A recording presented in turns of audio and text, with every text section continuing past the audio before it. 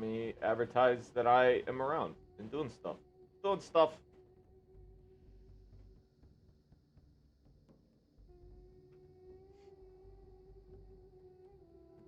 I'm doing stuff and things, making it okay, sweet ding-a-lings.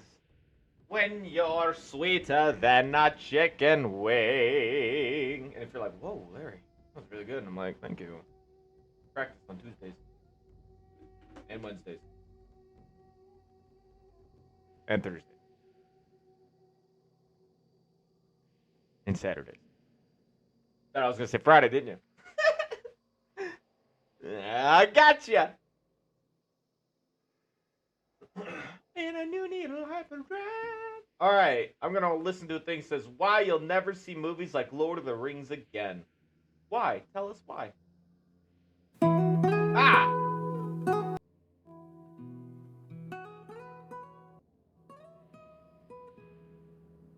Yeah, a lot of smaller YouTubers. Well. Now if that song punches you in the heart the same way it does to me, you sound like my kind of person. And if it doesn't, kill yourself. Just joking. Easy there, guy. Entitled Concerning Hobbits or Shire Music. But of course, you knew this because you're a person of great taste, a person of great culture, a person who probably at one point in their lives was mercilessly bullied at school for looking like one of the titular characters. It's the point. You know, Wait, no, that was just... You know, one of the biggest things I think I have an issue with, if you're looking for a show, shit, if you're looking for a video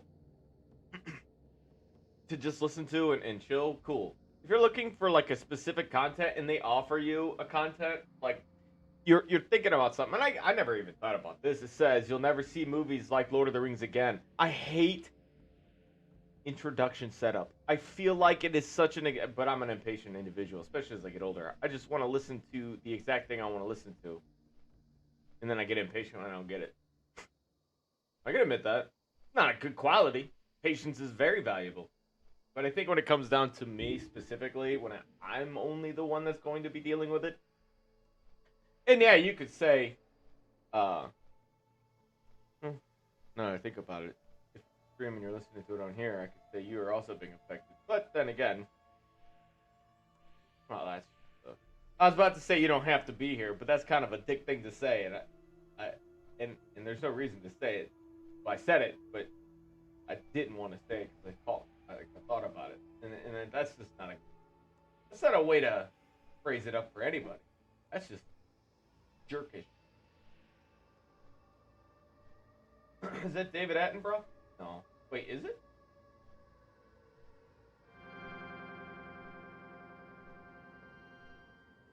Don't look like it. It does and it don't. It do and it don't.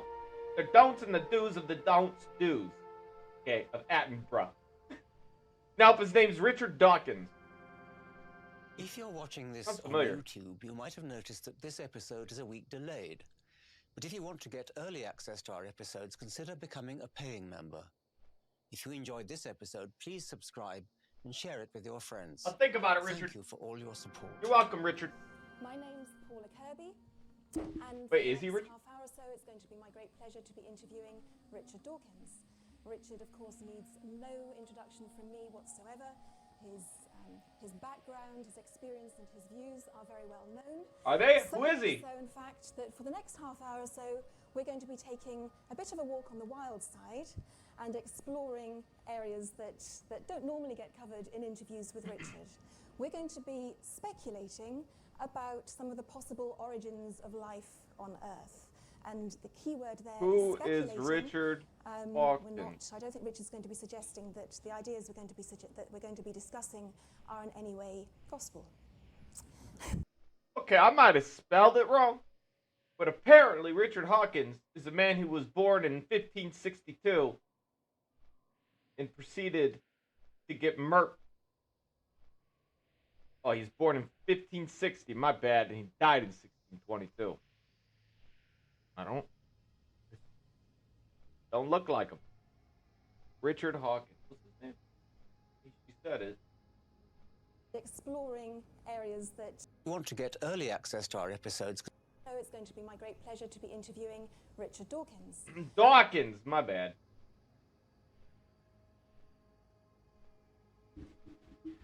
Who is Richard Dawkins? Here it is. Okay, this seems more reasonable. He was born in 1941. He's as old as fucking, Biden. I think Biden was born in 92. He's circling the drain with the old man. Okay, that was a fucked up thing to say. What's he known for? British evolutionary biologist and author. He is an emeritus fellow of New. Okay, whoops. Shows you my reading level. So the guy's famous. Okay. See what he has to say. Richard, of course, needs no introduction from me whatsoever. You should have. That was a mistake on her part. I had to look him up. And his views are and I still don't know. So much so, in fact, that for the next half hour or so, we're going to be taking... I guess if she means views, the one thing I picked up from him from taking a look at of what I have seen on Google was that he's well, it said what he was, evolutionist, biologist, but you know, he's an affront to religion itself. Like I believe, so we'll see. It gets too preachy. I'm not religious myself, but you know, not really into, like, at a certain point as I've aged, I've just realized that the opinions of the people around you are going to be the opinions of the people around you. You gotta look past it, unless they're really fucked up. You know what I mean? But I think you understand where I'm coming from. Taking a bit of a walk on the wild side. The only thing you can do is help yourself. That's all I do. Trying to help myself learn. Get covered in interviews with Richard. We're going to be speculating about some of the possible origins of life on Earth, and the key word there is speculating. I don't think Richard's going to be suggesting that the ideas we're going to be discussing are in any way gospel. Richard, let's start with Little Green Men. There was a lot of excitement recently in the Expelled movie when Ben Stein shrieked with delight and glee that Richard Dawkins doesn't believe in God, but he believes in Little Green Men, and how crazy is that? Tell us about your love affair with Little Green Men. Your love affair of Little Green Men. In America, you can't use any of these anyways. Creationism, or indeed religion, in science classes. And so the creationists had to give up on that. They lost a court case, and they reinvented themselves as intelligent design. And one of the chief prophets of intelligent design is a man called Dembski. And he went out of his way to say that the intelligent designer, oh, of course it's not God. Oh, no, nobody would ever dream of violating the Constitution and suggesting it was God. The intelligent designer could be an alien from outer space, for all he knew. Now, of course, that's what he says to the public media, but when he's talking to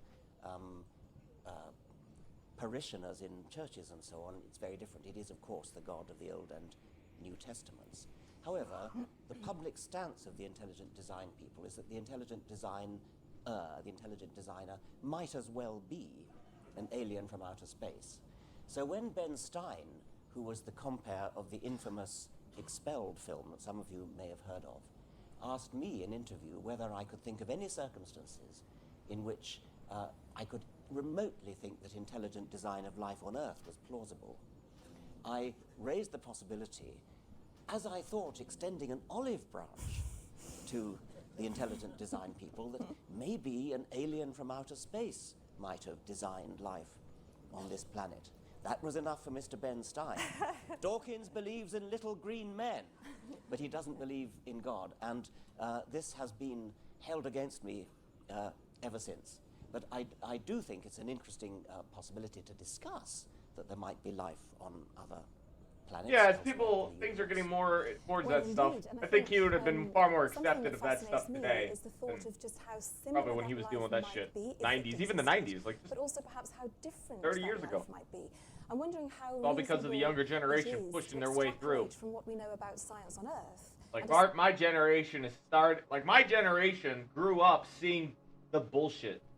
Right? We watched these people spew their bullshit right in our faces when we grew up.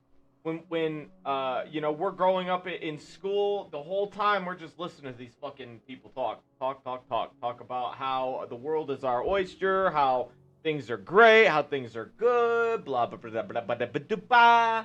And then we get into the world only to realize that these quat nozzles really fucked it up for us.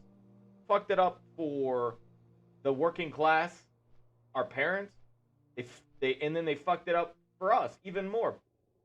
And they continue to fuck it up. But the problem now for these fellas and these folks is they're aging. They're getting old. Right? And they're not able to push their authority like they used to. And we're slowly, our generation is slowly, with the help of the generation below us, like we were the ones that are trying to get stuck in the middle of the whole transparency of life when it comes to this new age of technology and stuff. Like we were like we weren't the pioneers. No, we were the first users, technically. Like the first generation to fully get to encapsulate the idea of what technology could be. You know, when it came to playing at home, playing online, that kind of stuff, right? And we saw, and as things started to expand and stuff, we started to see the same bullshit, right?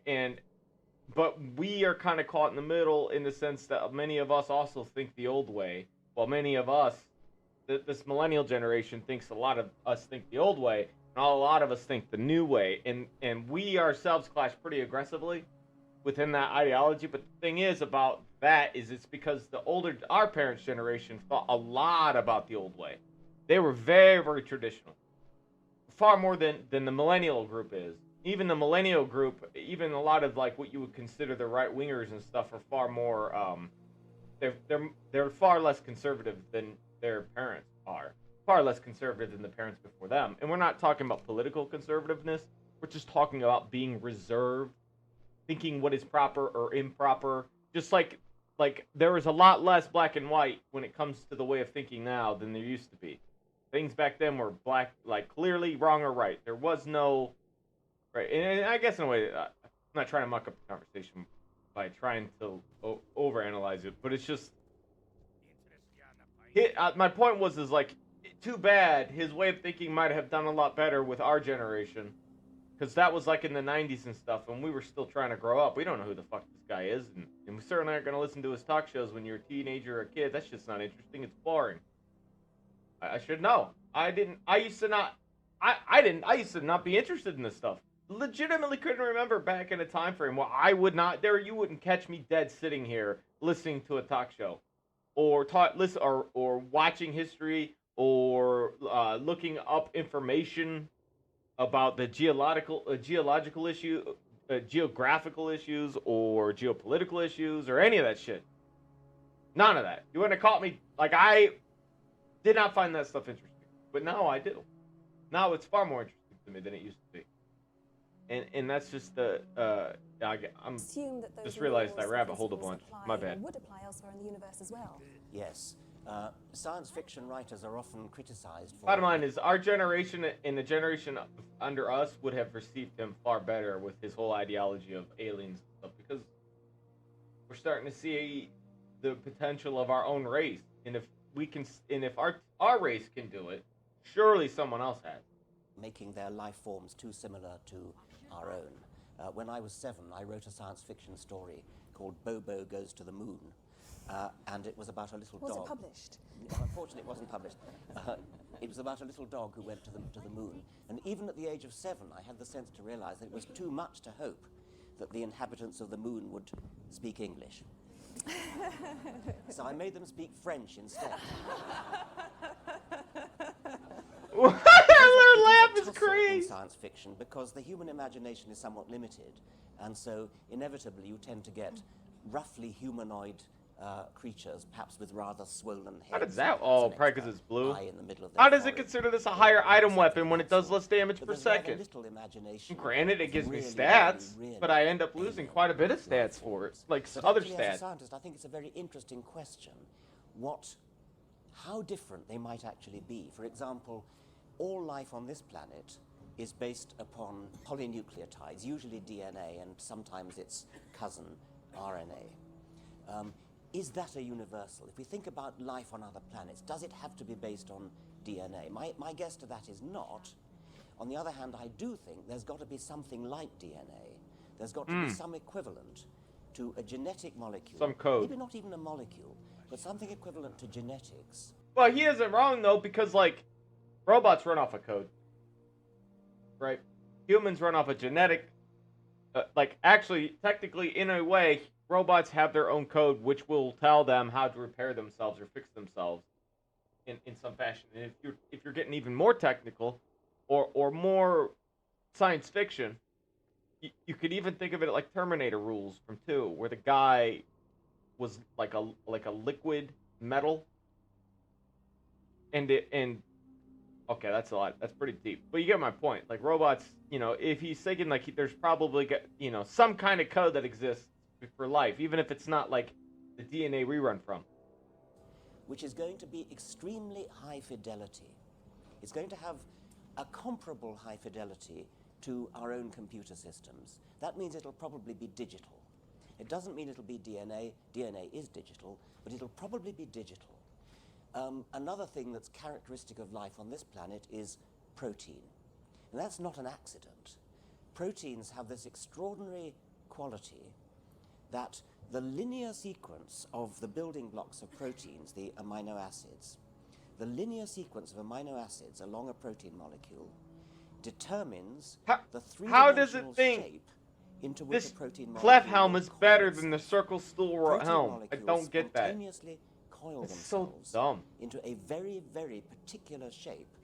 And that particular shape is different for different linear strings of amino acids. And the linear strings of amino acids are absolutely determined by the genetic code. And what that means is that genetic code determines the it doesn't register the hit rating at all of a protein molecule.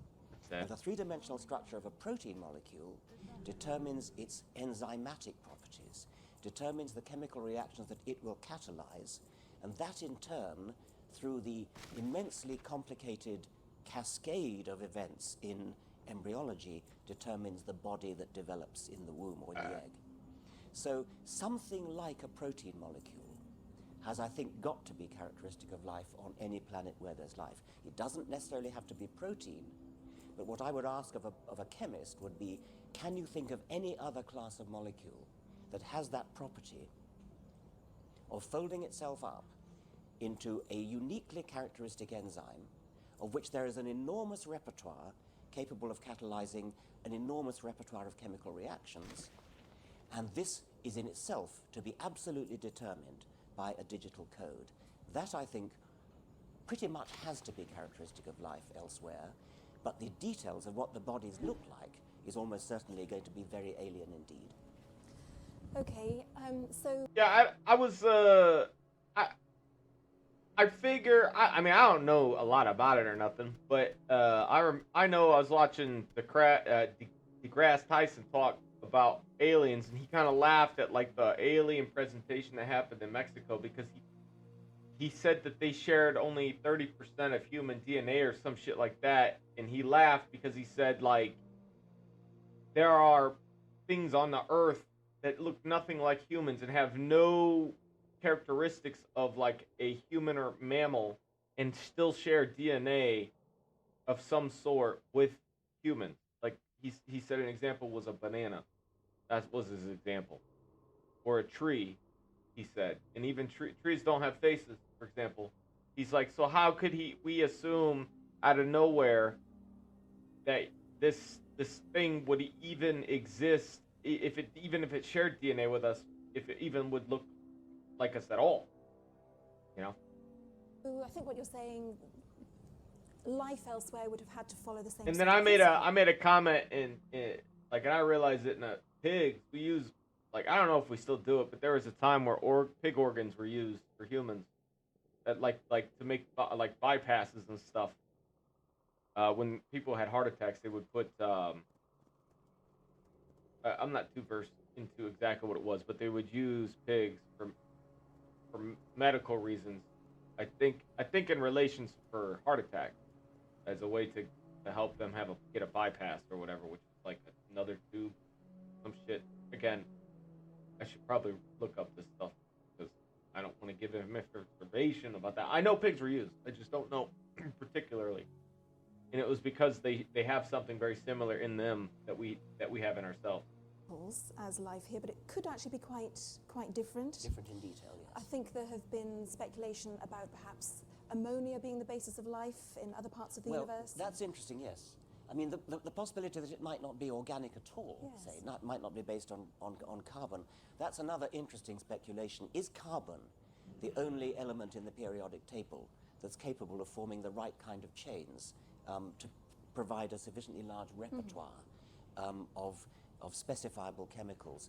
And I guess it's because all life on Earth is carbon-based. Possibility that's ever been suggested. Ammonia has been suggested as a possible alternative to water. One of the characteristics of life as we know it is that it's based on water. And in fact, the people who call themselves exobiologists, who scan the heavens with their spectroscopic telescopes for the possibilities of life, what they're actually scanning for is water. They can't actually scan for life. But it's sort of become a sort of rule of thumb among exobiologists that water is what you need. It doesn't prove there's life, of course, but it's a necessary. Oh my God, these animals are huge. For life. Even that might not be true. But even if that's not true, I think I'm right in saying that some sort of digital coding for some sort of specifiable phenotypes, probably via protein, is necessary. Okay. So in some shape or form, it is possible to conceive of life elsewhere in the universe, perhaps following similar principles, but nevertheless quite different when it comes to the realization of them. So I'm kind of intrigued now because in your books, particularly The God Delusion, you're absolutely adamant that if there were such a thing as a god, it would absolutely have had to have evolved. It couldn't simply have always been there. It would have had to have evolved. And yet you seem to be saying now that actually it is possible to conceive that elsewhere in the universe, different scientific laws might apply. Aren't you simply taking a law that is accepted for life on Earth and trying to apply it beyond Earth and even beyond the universe? Yeah, this is a fascinating question. The extent to which what we can speculate about elsewhere in the universe, where we have absolutely no idea what's going on, how much we can say on sort of purely logical grounds has got to be true. And I think that the point about complexity having to have evolved is not just a point of observation on this planet. It's not just a matter of observed fact that all the complexity we see on this planet has evolved by gradual degrees. I think it's a matter of logic that complex things, by their very definition, are improbable things, statistically improbable things. And statistically improbable things don't just happen. Statistically improbable things have to come about through an orderly, comprehensible process. Evolution by natural selection is, I think, the only such process, ultimately, that we know that's capable of doing that. So I wouldn't like to say that evolution by natural selection has got to be going on any planet in the universe where there is life. But something equivalent to it has got to be going on, such that simplicity builds up into complexity by a comprehensible process. You cannot just say, oh, complexity just happened. You can say, maybe hydrogen just happened, because hydrogen is relatively simple. But what you can't say is something complicated enough to, shall we say, design the laws of physics, or design life, or design a bird's wing.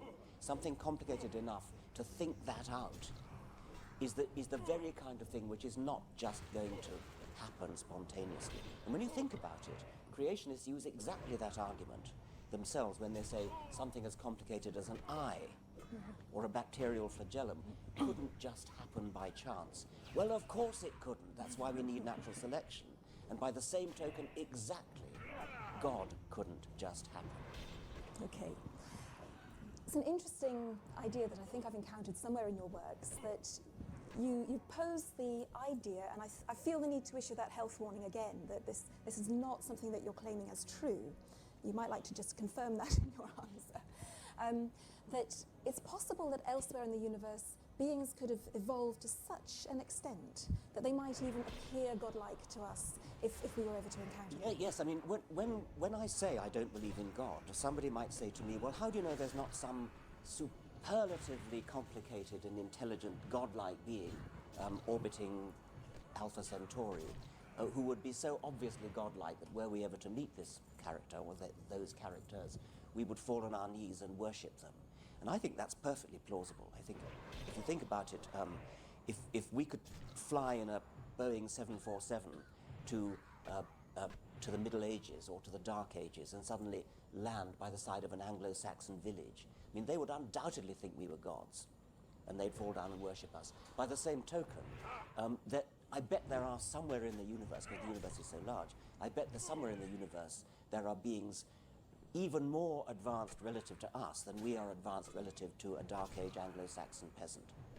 And so we probably would fall on our knees and worship them. But they would not be gods in the sense of things that have just happened spontaneously.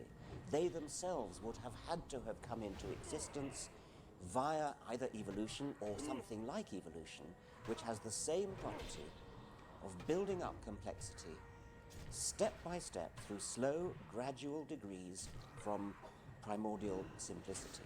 They've had a long time to do it. It's only taken life on this planet about 3.5 to 4 billion years to evolve to our level of technology. Yeah, only. There's about 14 billion years in the universe as a whole to play with. And so there's been plenty of time for superior technologies to develop. They might well be godlike, but they would not be gods in the sense that they would not have been there from the start. They would have come about through slow, gradual degrees. Intelligence, creativity, design, complexity, these are things that all come late into the universe. They cannot exist right from the start. And could alien advanced beings of that kind possibly have created life on Earth? Well, this is a speculation that actually the great Francis Crick mentioned, I think somewhat tongue-in-cheek. He, at the end of one of his books, he talked about an idea that he and his colleague Leslie Orgel had called directed panspermia. And the idea is that bacterial life on Earth was seeded in the nose cone of a rocket that was sent from some distant planet, perhaps by an alien civilization that didn't wish its form of life to go extinct and therefore wished to propagate its form of life, which according to the speculation was a DNA protein-based form of life. So this alien civilization stuffed the nose cone of a rocket with bacteria and launched it into space. It crash-landed on Earth and started life here. Now, Crick and Orgel, I think, were speculating in a sort of tongue-in-cheek way. They were acknowledging that the origin of life on this planet is a very difficult problem that hasn't been solved. Leslie Orgel himself is one of the leading workers on that topic. And it just seemed reasonable to them to be open to the possibility that life might have originated elsewhere. But even that speculation, of course, doesn't absolve us from the responsibility to think of a way in which life could have originated somewhere in the universe. It just gives rather more time. It gives us 14 billion years rather than only 4 billion years for that to happen. Actually, it's not 4 billion because, of course, life originated sometime before we see the first bacterial fossils, which is about 3.5 billion years. And Earth itself is only 4.6 billion years old. But you're not suggesting, are you, that actually is how... No, I don't believe that for a moment. I mean, I think life did originate on this planet, and we have a responsibility to try to think out how. But I don't think we need to resort to such a outlandish hypothesis as directed panspermia, but it's up to us, to all scientists, to be open-minded. But nevertheless, it is a really hard concept, I think, for those of us who are not scientists to get our heads around. As far as we know, the Earth is the only planet in the whole universe, as far as we know, that actually has intelligent life on it, or any kind of life that we're sure of. And the chances of that happening seem to be so infinitesimal. Why should that be? Can you at least understand why people who are prone to a theistic interpretation of life might say, well, look, isn't that just too amazing to have just happened by chance? Doesn't that sort of indicate that there's a God who wanted it and created us created Earth with the moon in the right place and with Jupiter in the right place and with a friendly sun and a friendly solar system and all the rest of it? Yes. Well, there's no doubt that our situation on this planet is comparatively friendly. I don't wish to concede at all that there is only one life form in the universe. I think it's probable that there is quite a lot of life in the universe. I think it's probably a very rare phenomenon, which means that any one of these little islands of life is probably rather unlikely to encounter any other of these islands of life. So it may be that all islands of life are blissfully unaware of each other's existence. It's a genuinely open question how rare life is. Now, let's go to one extreme and entertain the possibility that this is indeed the only planet in the entire universe where there is life. And then we have to say, well, what can we deduce from that? One thing that Paul has just pointed out is that we can say that this planet has certain very friendly properties. It's exactly the right distance from a star, from its star. If it was, it's the so-called Goldilocks zone. If it was, Goldilocks in the sense of just not too hot, not too cold, but just right. It's in the Goldilocks zone in the sense that if it were any closer to the sun, all the water would boil. And if it were any further from the sun, all the water would freeze. So there's quite a narrow band of orbits in which water remains liquid, which we need. There's also the moon, which has a certain stabilizing effect, which makes it possible for life to, or makes it easier, at least, for life to have evolved. There's Jupiter, which acts as a great big hoover to stop too many asteroids hitting us. Some do, nevertheless, but it's rare. One of the reasons is that Jupiter's there, acting as a great gravitational sink, pulling these missiles away. So there is a lot going for us in this solar system. That's and so crazy. There damn well has to be, because we're here. I mean, obviously, even if we're the only form of life in the universe, we would have to be, that the one planet where we are would have to be a planet which has those favorable characteristics, however rare such a planet is. Now, knowing, we don't know, but calculating, speculating, well, more than speculating, it's an informed calculation about how many planets there are in the universe. There must be actually a very large number which have at least those complaisant properties friendly to life. It may still be that only one of them actually has life, and that has a very interesting consequence, which I perhaps briefly explore. If anybody wishes to say that this is the only planet in the entire universe which has life, then a consequence of that would have to be that the origin of life, the chemical circumstances that gave rise to the first self-replicating molecule, the first proto-gene, the origin of life would have to be a quite fantastically, stupendously rare and improbable event. Because if it were not stupendously rare and improbable, it would be in lots of other planets as well as this one. So if we in theory imagine a spectrum of possibilities where on the one hand there's lots and lots of life all over the universe, on the other hand there's only one. In other words, on this end, the origin of life is a fairly probable chemical event. On that end, it's a colossally improbable, a stupefyingly improbable event. Nevertheless, because there are so many planets, stupefyingly improbable actually means it only happens once in the universe. And with hindsight, this is the so-called anthropic principle, with hindsight, that one planet has got to be this one, because we are the ones talking about it. We are the ones sitting here thinking about it. And so the anthropic principle is a very elegant, beautiful idea, because it has this curious paradoxical effect that it allows us to entertain a hugely improbable event and still come up with a satisfying, complete explanation for our own existence. And it's even possible to twist that argument further and say that because we've never actually been visited, as Enrico Fermi said, where are they? Because we've never been visited, you might deduce from that, or never even been visited by radio waves from a distant planet, you might deduce from that that intelligent life, at least technological life, is indeed very, very rare. And therefore, if it were easy for us to understand the origin of life, if chemists could come up and say, oh yeah, easy to see how life could originate in this way or this way or this way, we should be positively worried. Because if it's easy to think of how the origin of life happened on this planet, then there should be lots of other planets where it happened as well. So one corollary of the where are they question is that if there is life elsewhere in the universe, it's got to be non-technological life. Technological life has got to be rare, which means that either the origin of life itself is very rare, or the origin of life is allowed to be common, but the origin of advanced, intelligent, technological life has got to be very rare. Somewhere along the line, you've got to interpose a sort of wall of improbability in order to explain why we have never been visited.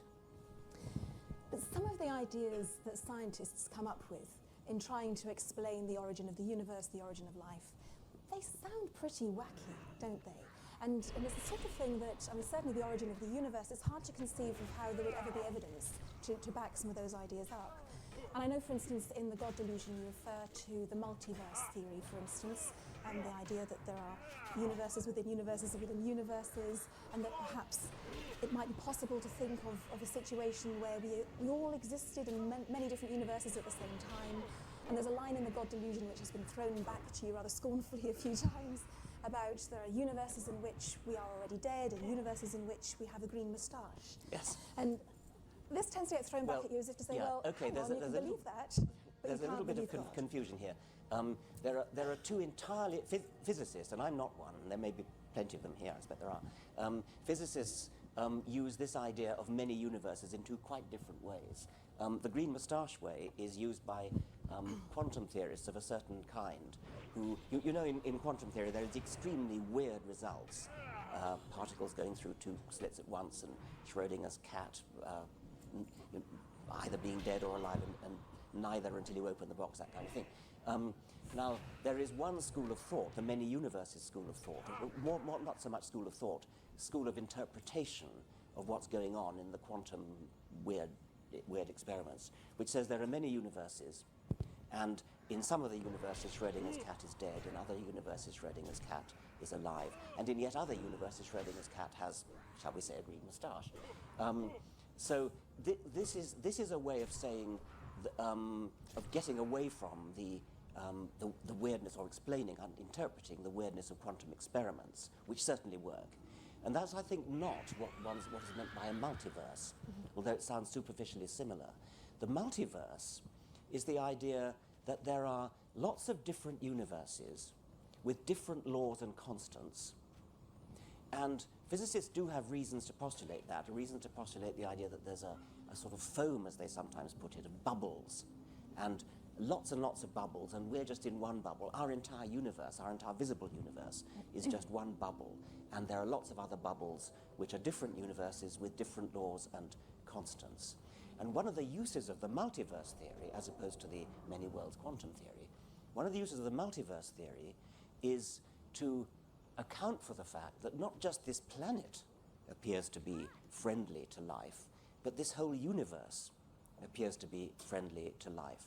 And this has been explored especially by Martin Rees, the Astronomer Royal and President of the Royal Society, in a book called Just Six Numbers, in which he draws attention to six constants, the fundamental constants of the universe, which physicists at present have no interpretation, no understanding of why those numbers have the values that they have. They understand everything else once you've got those six numbers, but they don't understand those six numbers. So those six numbers are simply postulated, they just exist. And Martin Rees and others have calculated that if any one of those six numbers was just a bit different, then we wouldn't be here. The universe would hardly be here. It might be that there would be a universe, but everything would be hydrogen and helium. there'd be no other elements, or there'd be no stars. There'd just be a diffuse mass of say, hydrogen. Each one of those 6 constants, according to Martin Rees, has got to be just so. And so one could imagine a theist thinking of God with 6 knobs that he can twiddle, setting up the constants of the universe. And God started out by adjusting each of these 6 knobs to exactly the right value in order that the universe should last long enough to bring forth life, should have stars instead of just uniform matter, that the constant governing the strong and the weak forces and so on should be just right. Well, that's the theistic interpretation, which I think is fatally flawed by the argument I said earlier that complexity can't just happen. The anthropic principle, which is often actually hijacked by religious people, but is in fact a profoundly atheistic argument. The anthropic principle says there's a multiverse. There's this great foam of bubbles. And in most of these bubbles, the laws and constants of the universe are wrong. They're not wrong, they're not right for life. In this bubble here, the universe fizzles out a picosecond after the Big Bang. In this one here, it lasts long enough, but there are no stars. But in this one here, out of the billions of universes in the multiverse, in this one here, the constants are just right. It's the Goldilocks principle, again, but at a cosmic level rather than just a planetary level. Now you can see once again that the anthropic principle allows us with hindsight to say, if there is a multiverse of universes, if there is a foaming bubble of universes, then, and only one of those bubbles, or a few of them, are friendly to life, then by the anthropic principle, we have got to be in that tiny minority of bubbles which is friendly to life. Otherwise, obviously, because we're here. If we were in one of the other bubbles, we wouldn't be there. Nobody's thinking about this in another bubble. So I find that satisfying, so long, of course, as we're allowed to postulate a multiverse. And so it rather turns upon whether physicists have other good reasons to postulate a multiverse, and I think they have. It becomes a little less convincing if the only reason to postulate a multiverse is in order to invoke the anthropic principle. But let's get, I mean, what Paul is referring to is that at the event 2 days ago, when Christopher Hitchens was having a debate with a man called John Lennox talked about the multiverse and talked about green moustaches. He was actually confusing the multiverse theory with the many worlds interpretation of quantum theory. As a mathematician, he should know better. And he was throwing that out as an example of the absurd things atheists believe in, universes in which people have green moustaches. So would I be right in summarising you as thinking that, okay, some of the things that scientists are postulating are pretty weird and sound pretty strange, and superficially you might say, well, if you can believe that, why can't you believe in a God? But are you saying that what the scientists are putting forward as possible suggestions, not claims of truth, but possible suggestions, are at least consistent with what science has I think I'd go today? further than that and say that history teaches us that science is weird, that the things that modern scientists have discovered, relativity, quantum theory, they are far more weird than any Grimm or Hans Andersen or Bible or anybody could possibly imagine. They are just plain weird. And so let nobody ever say scientists are complacent, they know everything, they've got everything tied up. That's what scientists at the end of the 19th century rather did. The 20th century was an awful lesson in not doing that. So yes, science is going to be deeply, deeply mysterious. I've forgotten what else. I was going to say something. Anyway, that'll do. Okay, my final question to you is a bit of a challenge, really. In the God delusion, you consistently refer to 2 different possible explanations for various things, one being a crane, one being a sky hook. And I have to say that for me, that terminology doesn't work terribly well. I find the 2 actually quite confusing. Okay. To me, a crane, if I imagine a building crane, it feels terribly like a sky hook to me. Yes, that's a good point. Okay, the terminology is not mine. It's Dan Dennett, the philosopher Daniel Dennett. And what he means by a skyhook is an explanation which is sort of like a great hand coming out of the sky and fiddling with things. And you're left without an explanation for where this great hand comes from. So God is a skyhook, fairies are skyhooks, spells, incantations, wizards and witches and warlocks and turning frogs into princes. None of that has any kind of explanation. It's all done by skyhooks. And when a fairy tale allows you to wave a magic wand and make things like that happen, that's a skyhook. God's a skyhook. Okay, that's skyhooks. A crane is the opposite of a skyhook. A crane is an explanation which really does elevate. A crane really does explanatory work. Evolution by natural selection is the crane par excellence, because evolution by natural selection starts with primordial simplicity and works up by slow and gradual, intelligible, understandable degrees to ever-increasing levels of complexity until you reach levels of complexity that couldn't conceivably happen by luck. Skyhooks are a kind of inadequate rationalization of luck. A crane is a true explanation which really does work up gradually. And I think Paula's problem Oh, is that's that fucking if you annoying. think about a crane, there's a hook hanging down from the yes, sky. exactly. And so that, I think Dan Dennett's terminology from that point of view is unfortunate. So perhaps we should substitute, what do you think, what are those things that farmers have a forklift, no, an elevator where you toss hay onto a sort of moving ramp. An escalator would be good. Escalator. Okay, we don't have skyhooks and cranes, we have skyhooks and escalators. Okay. And what we need is an escalator, and natural selection is a superb example of an escalator.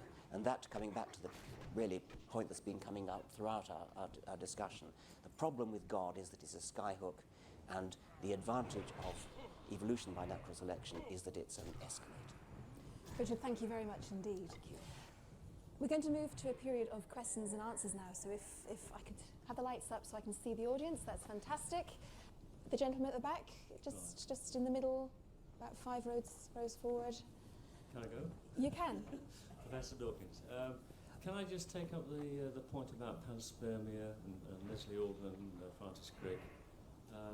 My understanding is that spectroscopic studies have identified an awful lot of organic molecules out there in space. I'm not sure what I mean by that, but I hope you do.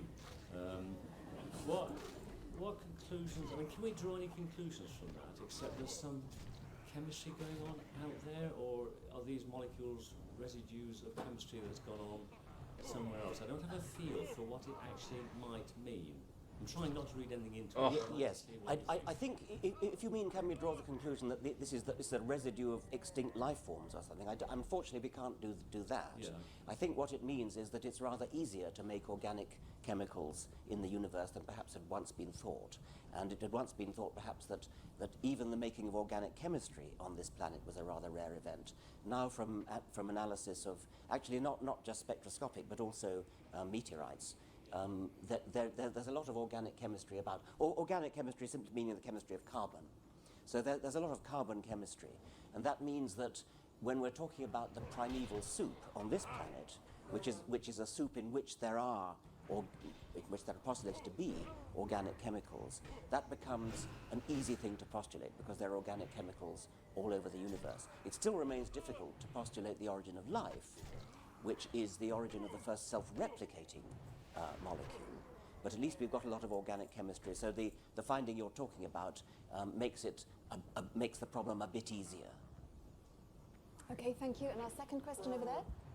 Professor Dawkins, may I draw you a little bit on your book, The God Delusion, which in many ways underpins the discussion that you've been having this morning. Now, in the preface to the paperback edition of that book, you acknowledge that there are what you call sophisticated theologians like Bonhoeffer and Tillich, and you say you're going to leave them aside, you're not going to tackle their arguments, you're going to focus on the Jerry Falwells, the Tom Robertsons, the Ayatollah Khomeinis, and the Bin Ladens instead. And you proceed to do what I think is a very witty and often splendid and important insight in demolishing these cultic aspects of religion. Though, of course, you have predicated it by setting aside the sophisticated side. But can I put a personal point to you? That it seems to me that you then go on and create a kind of cult out of atheism itself. And your own website, richarddawkins.net, with its merchandising section in particular, demonstrates this, where you've got the entire iconography of atheism on sale, including a choice of T-shirts and even 2 different Richard Dawkins car bumper stickers. Can I draw you to a close? That's it. Richard, you've started a cult. Well, okay. First, I hasten to say that the merchandising is all in aid of the foundation. None of it goes to me. I mean, I need to say that. The point about Tillich and Bonhoeffer and attacking the easy targets like Jerry Falwell, I wish that all religious people were like Tillich and Bonhoeffer. I wouldn't have bothered to write the book if they were. But unfortunately, the huge majority of religious people in the world, not just Christians, but Muslims and others as well, wouldn't have the faintest clue what Tillich and Bonhoeffer are talking about. What they like is the Bible or the Quran, whatever it is. They take it literally. And it's no good saying, oh, that's not my kind of Christianity. Well, fine, it's not your kind of Christianity, but I didn't write the book for you. I wrote the book for the vast majority of religious people who naively believe in the Bible or the Quran or whatever it is. Now, I would genuinely like to have, probably not now, but there won't be time, but to have a conversation with somebody who follows Tillich and Bonhoeffer to hear what they really, really do think. I would be interested in that argument. I've never actually heard a sophisticated theologian say anything that I regarded as worth discussing, to be quite honest, but I'm always ready to be disabused of that. Meanwhile, my hands are full dealing with the Jerry Falwells of this world, who are hugely influential, hugely rich, and who have vast followings in the United States and elsewhere. Okay, we're taking a question from the gentleman at the back there. I'd like to hear your views on the most abstract reaches of mathematics and why that tells us anything about the world. As far as I can see, maths probably it didn't need to be very sophisticated to allow us to evolve in terms of survival. It wasn't particularly attractive in the mating game, as far as I can tell from the abstract mathematicians that I know now. But when Einstein went out into the most extraordinary reaches, which are purely internal in the brain, as far as I can see, the result came back to E equals mc squared, and he split the atom. Now, why should there be that connection there? This is not in any way a pro-religious point. It's just something that fascinates me. Well, I think there are 2 questions which you could be asking. I thought at first you were saying a question that Einstein himself, I think, asked, which was, why is the universe intelligible mathematically? And other people have asked that. What is it about mathematics that makes it the explanation of the universe? But the other question, which I think you actually were asking, was, what is the advantage to humans of having mathematical understanding? Why would natural selection? You pointed out that mathematicians don't seem to be particularly, I don't know why you say that, particularly good at attracting mates. So what is the biological advantage of having a mathematical brain? I share your puzzlement, but it's not just mathematics. It's also poetry, it's music, it's art, it's all kinds of things which clearly separate humans off from all other animals and seem to separate humans off from all, at least naive interpretations of Darwinism. Now, my own rather lame attempt to understand this is to say that something about natural selection gave us big brains.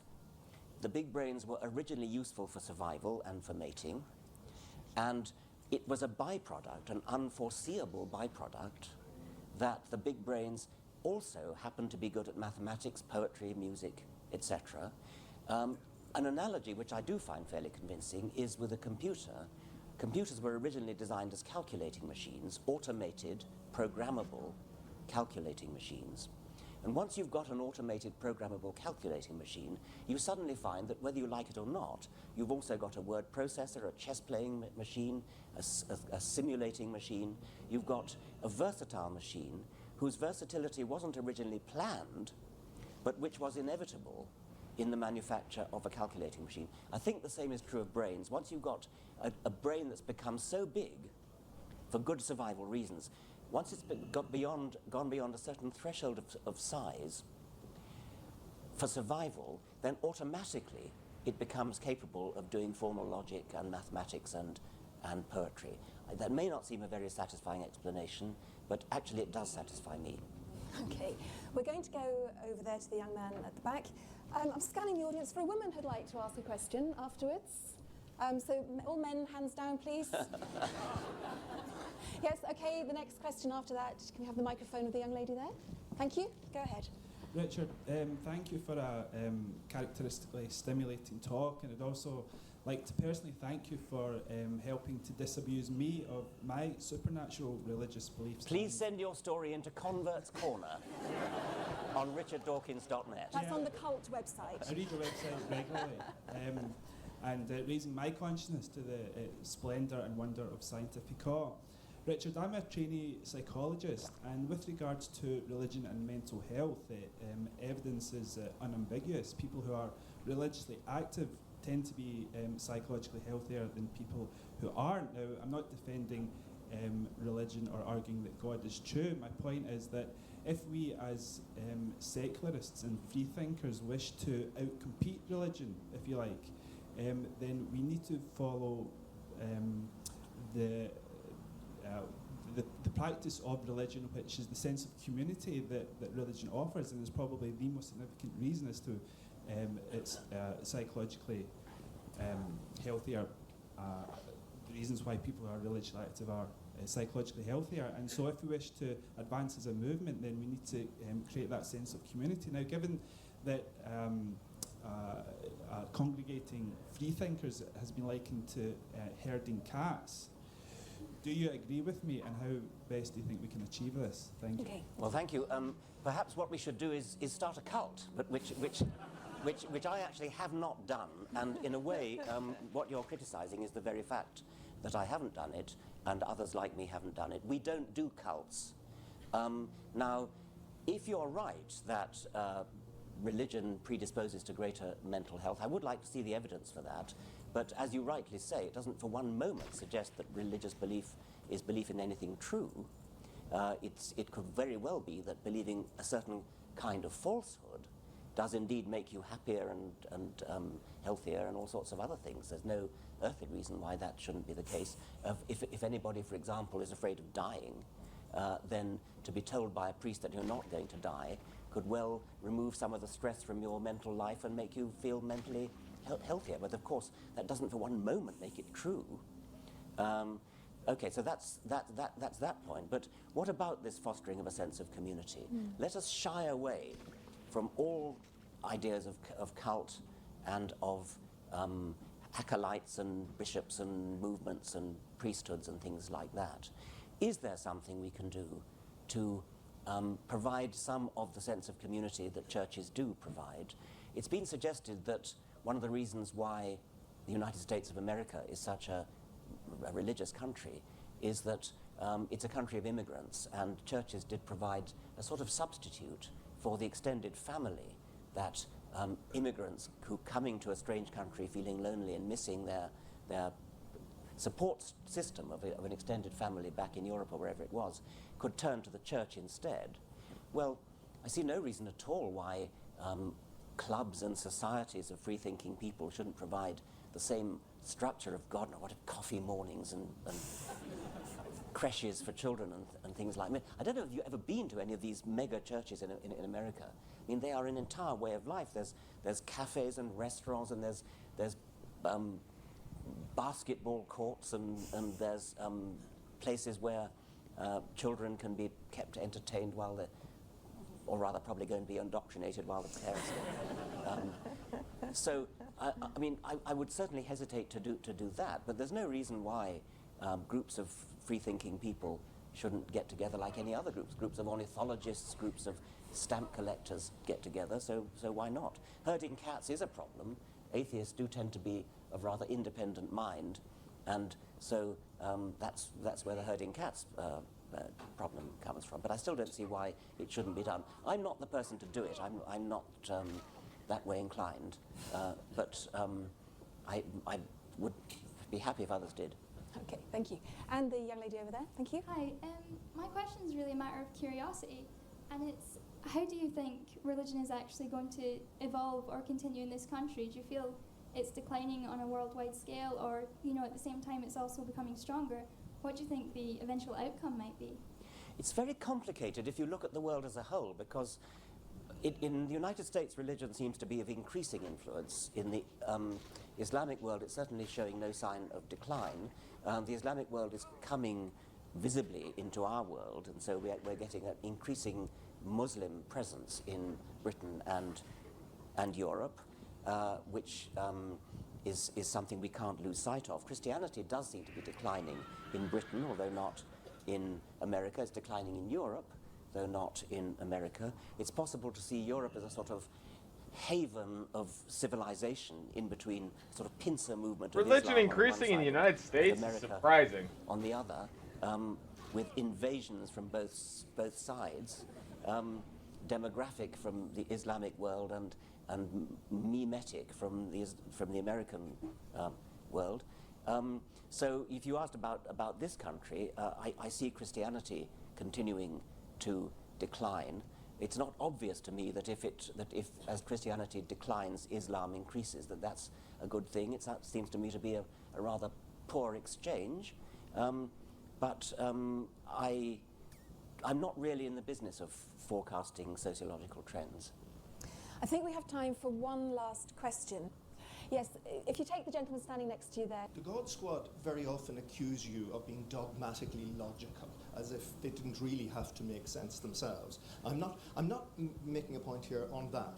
What I'm asking you is, aren't there from time to time problems with the secularist cause, which I number myself in as well, when we get rather dogmatical? And the example that I'm going to give you is the ban, the hijab ban in French schools. But I think your last remark, in a way, slightly brought me to it, because I do think that there is a demonization of Islam, which after all brought us quite a great degree of scientific invention during the Dark Ages. And I think there's a danger there of, I'm really throwing up the possibility that secularists can be dogmatists. Yes, too. there is that risk. In the case of the hijab ban, I think what I would say about that is that if French schools decided to allow French girls to wear the hijab, then they should allow the girls to wear whatever they like. What we shouldn't have is a bending over backwards to give religious people a free pass where others are not. So if there are people in French schools who want to wear some other garment which is not part of the school uniform, if there is a school uniform, and if the other girls are compelled to wear the school uniform, I do not think that religion is a good reason to allow people to escape from rules. By all means, abolish the rule and say that children can wear whatever they like, or you could say, as long as it's not, I don't know what, I mean, not mini skirts below, how many inches, you could do that. But I really do resent the assumption that religion has a kind of privileged excuse not to obey rules, whether it's laws of the land or rules of a school. They should obey rules just like anybody else. Religion is not a reason for exceptional treatment in the sight of the law or in the sight of any other sort of rules. I think that's probably a very good note to wind up the event on. Thank you very much indeed for coming along. Thank you for your questions. And of course, our guest today, Richard Dawkins, thank you very much indeed.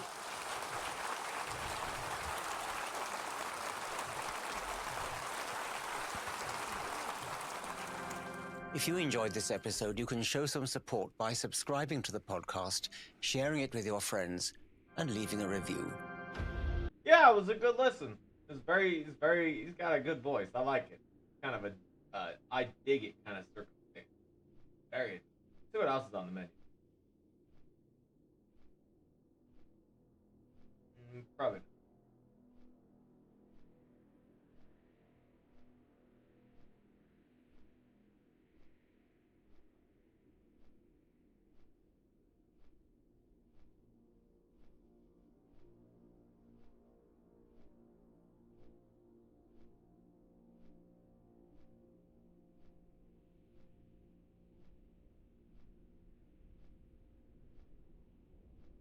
They gave you Congressional Medal of Honor.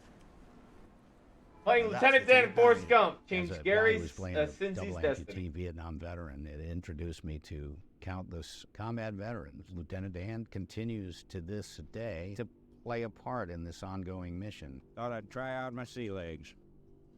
Well, you ain't got no legs, Lieutenant Dan. Yes, I know that. Back in the late 70s, early 80s, there were a bunch of Vietnam movies that were made, if you recall. Coming Home, He's right. and Casualties of War, and Platoon is one of them, Apocalypse Now, Deer Hunter. You just always felt, I'm just not sure that that Vietnam veteran is going to be okay at the end of the movie. But then there was also the other side of the story where veterans could come home, process their war experience, and move on from it, and be successful in life. But we hadn't seen that story until Forrest Gump came along. You are about to embark upon the great crusade to meet this mounting aggression. And make no mistake about it, good will prevail. More than 8.7 million Americans answered the call to serve during Vietnam. They left a legacy of valor, of honor, and of selfless sacrifice. And yet, they did not receive the welcome home they deserved. 19 years after the war, a hit film was released, portraying the life of one very unique man, Forrest Gump. Among the most memorable performances in film history, Gary Sinise portrayed Lieutenant Dan Taylor, the soldier who lost his legs in combat, but was saved by Private Gump. Lieutenant Dan was embraced by the millions of veterans and family members who could deeply relate to the wounds he faced, both seen and unseen. This performance propelled Gary's passion for helping veterans in need, and he created a foundation to do just that. To date, they have built more than 80 specially adapted smart homes for disabled veterans free of charge. A special thank you to Gary Sinise Foundation, a longtime partner of the ABC and supporter of the National Memorial Day Parade in Washington, D.C., where Gary's story was filmed. Now here's Gary Sinise on his epic journey from Hollywood to helping our nation's heroes.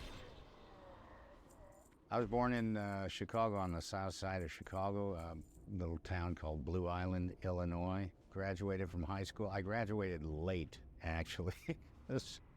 I was a troubled teenager in some ways. Academically, it just didn't go well for me. But I did find something that I was good at, which was getting on stage and clowning around and spitting out lines and acting in plays and that kind of thing. And I was good at it. And when I graduated from high school, I considered, should I try to go to college? But high school had been so difficult that I just didn't do that, and just got some kids together and we started doing plays, and that was in 1974. And we started finding spaces, and we would do plays in these spaces, and it would just be for fun. And I loved doing it in high school, wanted to keep doing it, but I was now out of school, so we found ways to do it, and that all turned into the creation of a theater company that's been around now for 50 years, called Steppenwolf Theater in Chicago. And it started with nothing but little kids wanting to do plays, and it has grown over the years into a giant theater complex on North Halsted Street in Chicago. Multi-million-dollar theater complex. Lots of great actors and writers and directors and people have come out of there. And it all started 50 years ago with just some kids who wanted to do plays. It really is a great kind of American theater story, sort of the American dream. You just think of something and you put your heart into it and go for it and keep at it, and who knows, My grandfather served in World War I in the U.S. Army. He was an ambulance driver during the Battle of the Meuse-Argonne, which, that's the most devastating battle, I think, that the United States has ever faced. 26,000 were killed and many more wounded, and my grandfather was driving in an ambulance back and forth, carrying the wounded from the front lines. He didn't talk about it much when he was young. I didn't, unfortunately, get to ask him. I wasn't paying attention when he was still alive. But thankfully, my uncle, who was also in the U.S. Navy during World War II, he became a writer after World War II, and he picked my grandfather's brain a little bit and got him to tell some stories. And there was one story about him driving an ambulance with a line of ambulances, and at that time, for whatever reason, they had a red cross painted on every single ambulance, and the Germans decided to target all the ambulances, and the one in front of him was destroyed and the one behind him was destroyed. For whatever reason, he escaped that, went right back at it after that. He was only 17, 18 years old at that time. And then he had 3 sons. As I said, my Uncle Jerry was on a ship in the Pacific during World War II. My Uncle Jack, the oldest of the 3 brothers, was on a B-17. He was a navigator on a B-17 over Europe, and then my dad served in the Navy during the Korean War. I will say that by the time I was old enough to kind of really understand, that my family had served in these devastating wars, all of them had put it behind them, and they never talked about it. It was only later that when I got very involved with supporting veterans, my Uncle Jerry had passed away. He was on the ship in the Pacific, but my Uncle Jack was still alive, so I started picking his brain and taking him around to all kinds of things. It was really on my wife's side of the family when I met her, and she introduced me to her brothers who all served in the Army during Vietnam. That did more in some ways to affect me and affect what I'm doing today than even the veterans on my own side of the family, because Vietnam was so, it was so close to me, and the casualty reports coming home from Vietnam were devastating.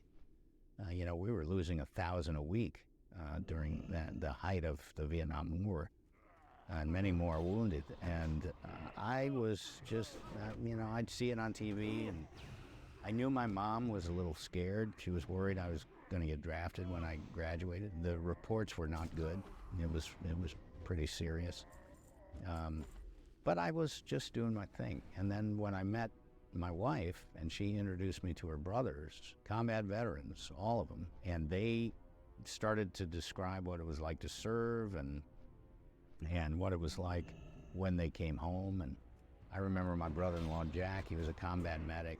He was married to my wife's sister, who was also in the Army. That's how they met. He started to tell me about coming home from Vietnam. He, got off the plane, and in the airport, he's walking through the airport in his uniform, and people are screaming at him, and, he's spitting on him. And can you imagine? Just 2 days ago, he's in the jungle fighting a war, and finally he gets to come home, and that's the reception he received. Well, that was not an unusual reception for our Vietnam veterans at that time. And so he went into the bathroom, took his uniform off, and put his clothes on, his civilian clothes, and he was in shock, coming home.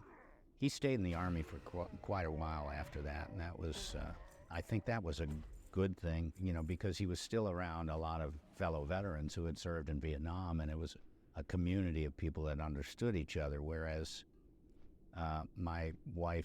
the younger of the 2 of my wife's brothers, who was a combat helicopter pilot, he got out of the service after Vietnam, and he struggled. He struggled a lot.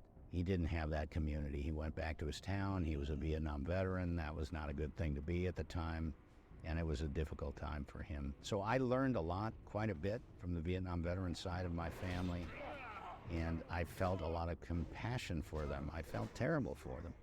And so I wanted to try to do something to help support our Vietnam veterans back in the early 80s. So that's when I started to look for, as a director in the theater, I started to look for material that would speak to the Vietnam veteran experience. And I found a play that was written by a group of Vietnam veterans. They were actually performing it on stage. All these veterans, like, doing a play about their lives. And it was so powerful. I convinced them to let me do it in Chicago.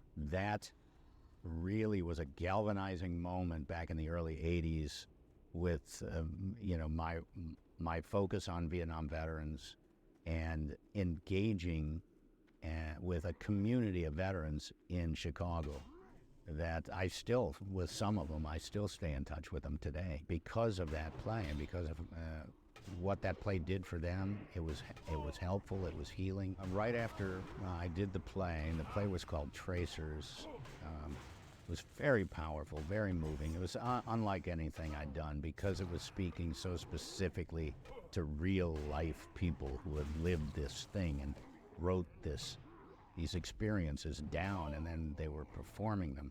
That was impactful for me at that time. Gosh, months later, I remember going to, we took one of our plays, not this one, but we took another one of our plays from Chicago to New York. And I heard when I was in the play in New York performing, I got an agent and, that kind of thing. They told me about a Vietnam movie that was being made by Oliver Stone. And they got me an audition for it, and it was Platoon. And it was back in 1984. So I auditioned for Platoon, and I felt like, I've got to do this. I just spent all this time with Vietnam veterans back in Chicago, engaging with that community. I'm trying to help them. I'm trying to do what I can to support them. Along comes this movie that's being made about Vietnam. I've got to do it. I think I was pretty close to getting a part in it, but then the money fell out.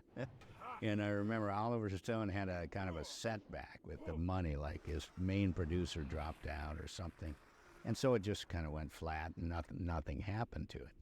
But I felt like, so passionate about the Vietnam experience. And for the next 10 years, I kept trying to do what I could to support them in various ways. I move out to California later on, start doing a little bit of movie work and that kind of thing, and along comes another opportunity to audition for a Vietnam veteran, and it's Forrest Gump. I went in 1993, auditioned for it. But then I remember not hearing anything. You go in and audition, then the first thing you do when you get out of the audition is you call your agent and say, did you hear from them yet? Did they say anything? What'd they say about me? And they said, well, they said you did great, but they're still, keeping their options open. They're looking at this and looking at that. So I didn't really hear anything for a while, so I went out and auditioned for other things. 3 weeks later, I get a call that I got the part. I mean, it was career changing because the movie was so good and so many people saw it, and it was, got a lot of awards and all that. As a guy who was playing a double amputee Vietnam veteran, it introduced me to countless organizations and people and individuals, and the Disabled American Veteran Organization, who at that time, they represented 1.5 million wounded veterans going all the way back to World War II. And so I started supporting them. And Lieutenant Dan continues to this day, it's almost 30 years since the movie was made, to play a part in this ongoing mission. As so many people have seen it, so many wounded veterans have seen that movie. It's a positive ending to that story when you look at it. Lieutenant Dan's okay in the end, And I tell this story because back in the late 70s, early 80s, there were a bunch of Vietnam movies that were made, if you recall. Coming Home and Casualties of War, and Platoon is one of them, Apocalypse Now, Deer Hunter. You just always felt, I'm just not sure that Vietnam veteran is going to be okay at the end of the movie, In fact, at the end of Coming Home, Bruce Dern takes off his clothes and swims in the ocean, and he's not coming back. But then there was also the other side of the story where veterans could come home, process their war experience, and move on from it and be successful in life. And we hadn't seen that story until Forrest Gump came along. And what happens to Lieutenant Dan at the end of the movie? He's standing up, he's moving on, he's married, he's making money, he's rich, he's successful in business, and he's doing okay. And I tell this all the time because that is that's the story. That is what we want for every single veteran coming home from war. We want them to be standing up again, moving on, and to be okay. That's why I guess Lieutenant Dan has continued to play a role in my life.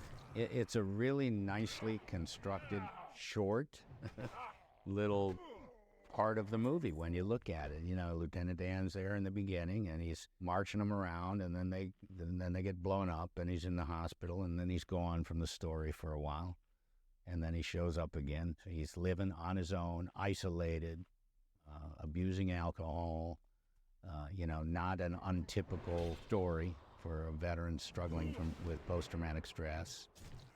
He's got a terrible guilt, too. He's not only injured and feeling abandoned by the country, but he's got a terrible guilt of that it was his fault that all those people got shot up and blown up because he walked them into an ambush. And so he's dealing with a terrible guilt and having a hard time processing that. But then things happen. He finds some shrimp, and all of a sudden he's a rich guy, and he's doing all right.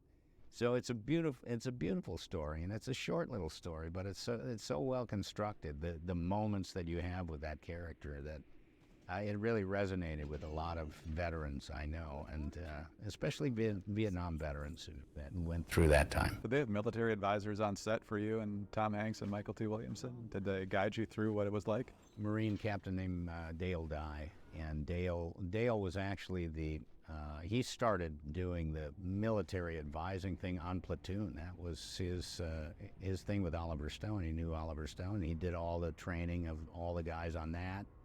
And then he built it into a business where he'd get hired by just about everybody who was doing a military movie, and they'd bring Dale in.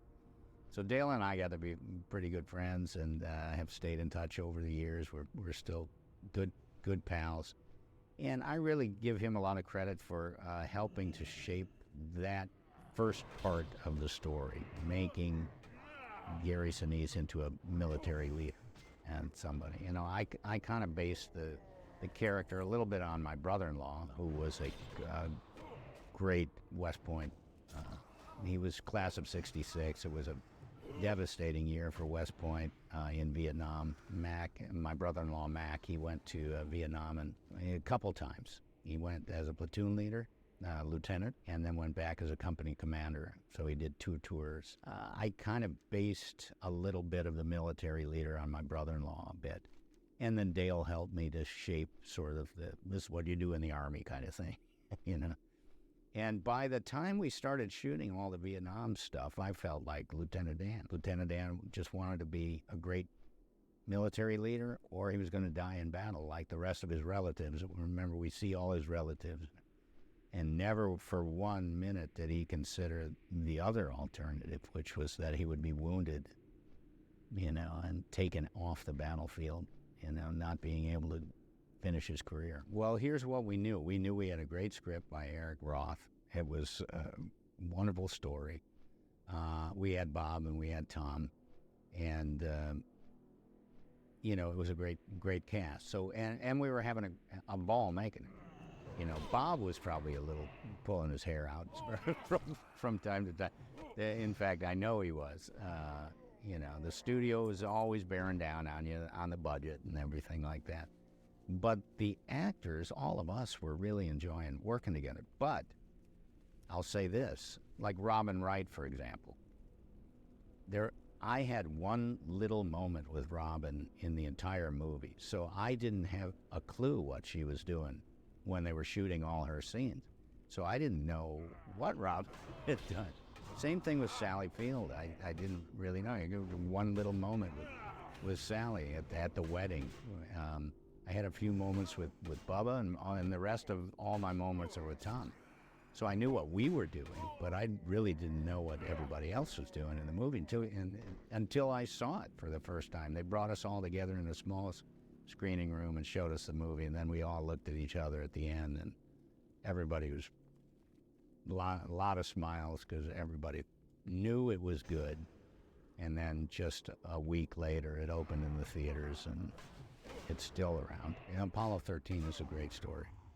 I mean, when I read it, I thought, this is just a great story for a Hollywood movie. I actually got the part in it before Forrest Gump had come out. So Tom's going on from Forrest Gump, he's going on. His next thing, he's going into space, right? So he tells Ron Howard, hey, you know, you should meet Gary. And so I went in.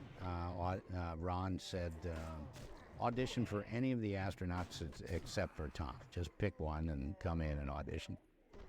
And I thought the story of T.K. Mattingly was a really good one. Even though he doesn't go into space, I just thought, you know, I like the story of the guy. He gets pulled, he's out, he's supportive and everything, but he wishes he was up there with, you know, he trained hard, and all of a sudden, because he'd been exposed to the measles, they can't put him on the ship. But then he gets called back, and he's needed again, and he plays a vital role in saving the day, bringing the guys home. And I thought that was a great story. So I auditioned for that one. Thankfully, Ron gave me the part, and then I remember seeing Ron at the premiere of Forrest Gump after he'd already cast me in Apollo 13. He goes, "I'm glad I cast you. That was really good."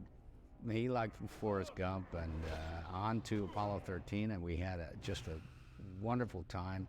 With Forrest Gump, we did all that military training, going out with Dale Dine, living in the woods and sleeping out there and everything, you know, training and all that stuff. With Apollo 13, we did kind of something similar where we would, you know, we went to space camp in Huntsville, Alabama. We went down to Houston, to Johnson Space Center. I went and saw one of the shuttles go up. We went on the Vomit Comet, you know, the airplane that drops you into zero gravity, and we're all floating around up there. So we got to do a lot of really cool things in preparation for that movie. Then once we started working on it, it was just, you know, again, it was just a great story, great cast.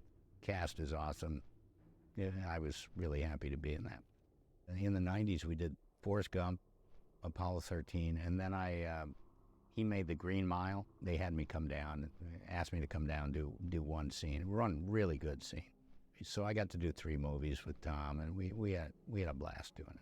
So getting involved with all the veterans work in the 80s and 90s, and those years weren't full on like I'm doing now, but they were steps, laying the foundation for something that would take big step forward into a full-time mission after September 11th, 2001. And then seeing, okay, now we're deploying to Afghanistan, people are getting hurt. We're deploying to Iraq, people are getting hurt.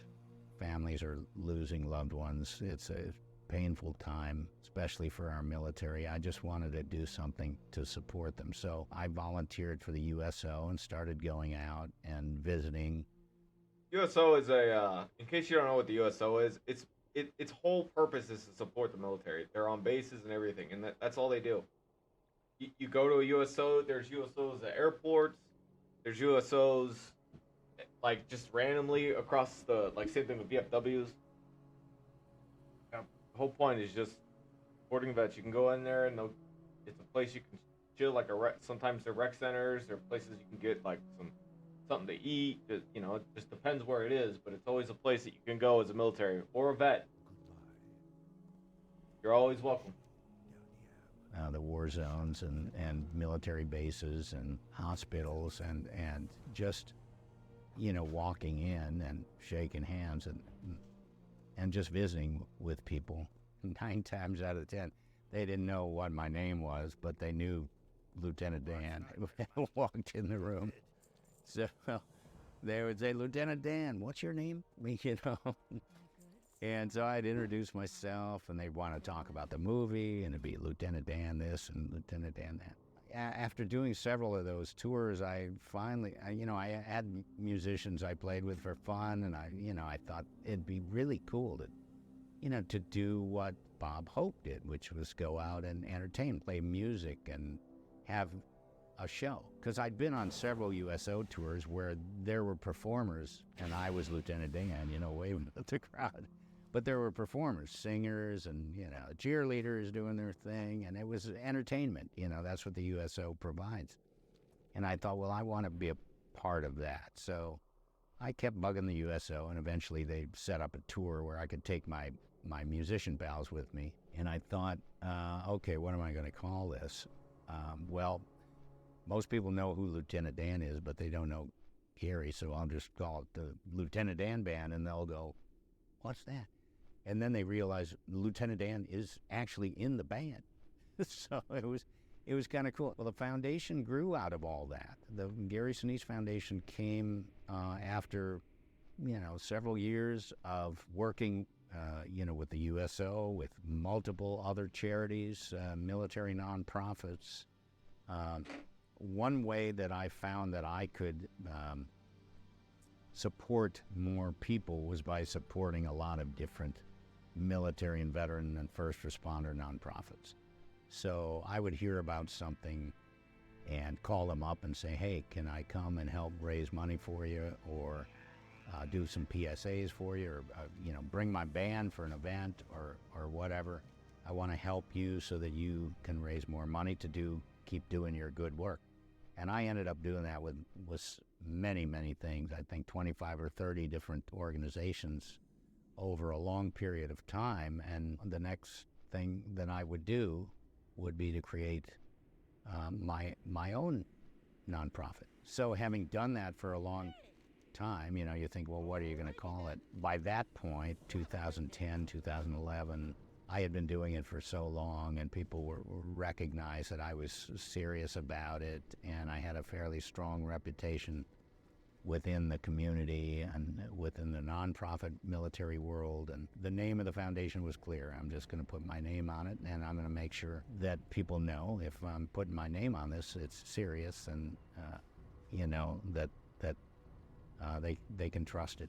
And I have a tremendous team of people that's out there every single day now. We're doing so much everywhere. I mean, in so many spaces for veterans and older veterans, younger veterans, active duty, families, wounded. Yeah, he'll kind of be forever band known like I know him. My band's a program of the foundation. I just call up people and say, can I come and help you? I'll bring the band, and we'll do a show for you. And we do that every month. It's a good feeling. There's no question. Why would you come back over and over and over if you weren't feeling like you were making an impact? And from the get-go, from the beginning, I saw that just being there, just showing up, just wrapping my arms around these kids was making an impact on them and their families, the surviving spouse. I've been a personal touch sort of person. Go, put the boots on and get them on the ground and get going. And so I've been, going to the war zones and going to the hospitals and going to the, places where the families are and engaging with them. And I've gotten a lot of spiritual, personal enrichment from knowing that I can do something to help somebody. And so my staff at the Gary Sinise Foundation, they know me and they know where it operates from. And they see I'm a hugger, and I tell them to go out there. Okay, if I can't be there, you're my arms, and you need to go out there and hug these kids and hug their moms, and hug these wounded folks, and just make sure that they know that you're getting a hug from Gary. If I can't be there, where this has all come from, it's come from a long history going way, way back of trying to put my hands on people who serve our country and who make tremendous sacrifices in defense of our freedom. And I don't take that for granted. I don't do it for a living. I mean, I make my living as an actor. The music I play is all for free. The traveling, all the work for these folks is all out of the service mission. You can get so much more done if you have an organization and a team backing you up, and I've got a great team doing that.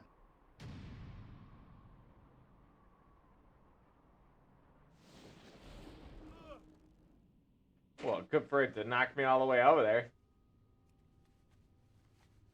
That was a good video. I like that.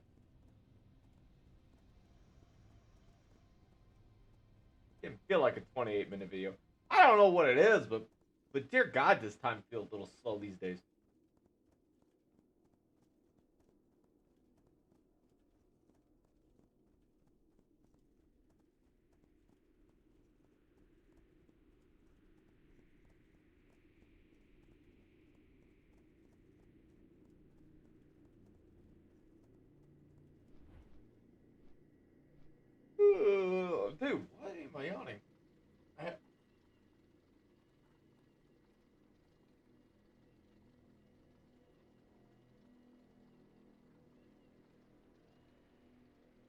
What else can we listen?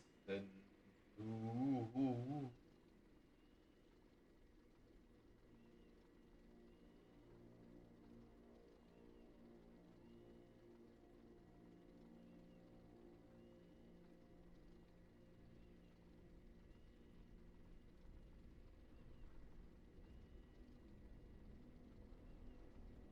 I guess. The change. There are two good reasons for reassembly. One is as a form of therapy, to exercise a part of the brain that may otherwise remain dormant, and to use hand tools, which were the first things to empower us as a human species. The other reason is to test the popular notion that the past was somehow wonderful. I mean, it certainly looks good because we look at it through rose-tinted spectacles, but what did it sound like? Well, when I finished reassembling the 195 parts of this portable record player, we will know. And we're going to start with the arm, which is over here. We will require this mysterious Fuck off with bracket, that yawn. That's that bullshit. bit, which There's looks no very reason familiar, for me to be tired. some wire, a spring, oh God, some things, another spring, alert, a pin, and the usual smattering of screws, roll pins, washers, and what have you. Here we go. Now, this particular dang set is the Bermuda and is described here on the leaflet as a record reproducer. How posh is that? And what's really interesting is it's from 1963, which is the year of my birth. So on this bench we have three arms. Born in 1963. Mine and this one. And unusually we actually have an exploded diagram, which is a rare luxury on the reassembler. So, cripes, part number 10, bring height adjuster plate. Well, that's wrong for a start, because 10 is some sort of grub screw. What do they think 11 is? Rubbish.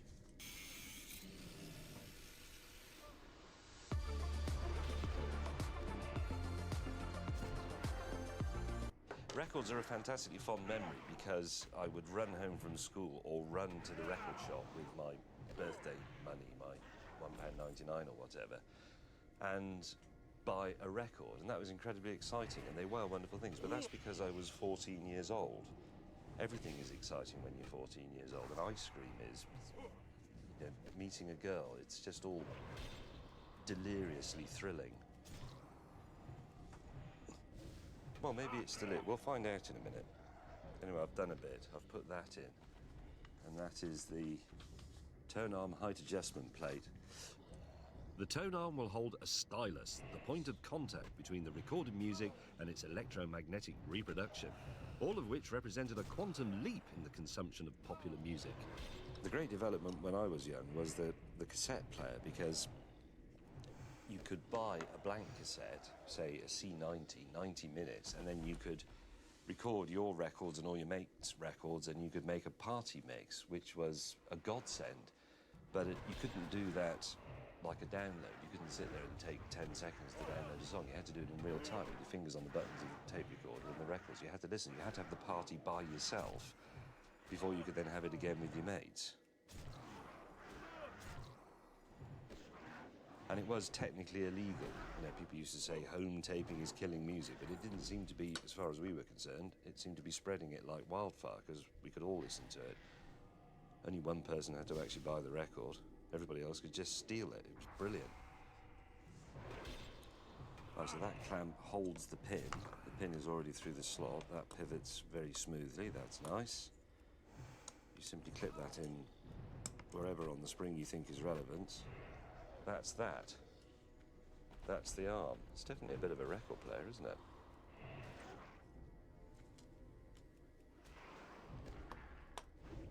Tremendous.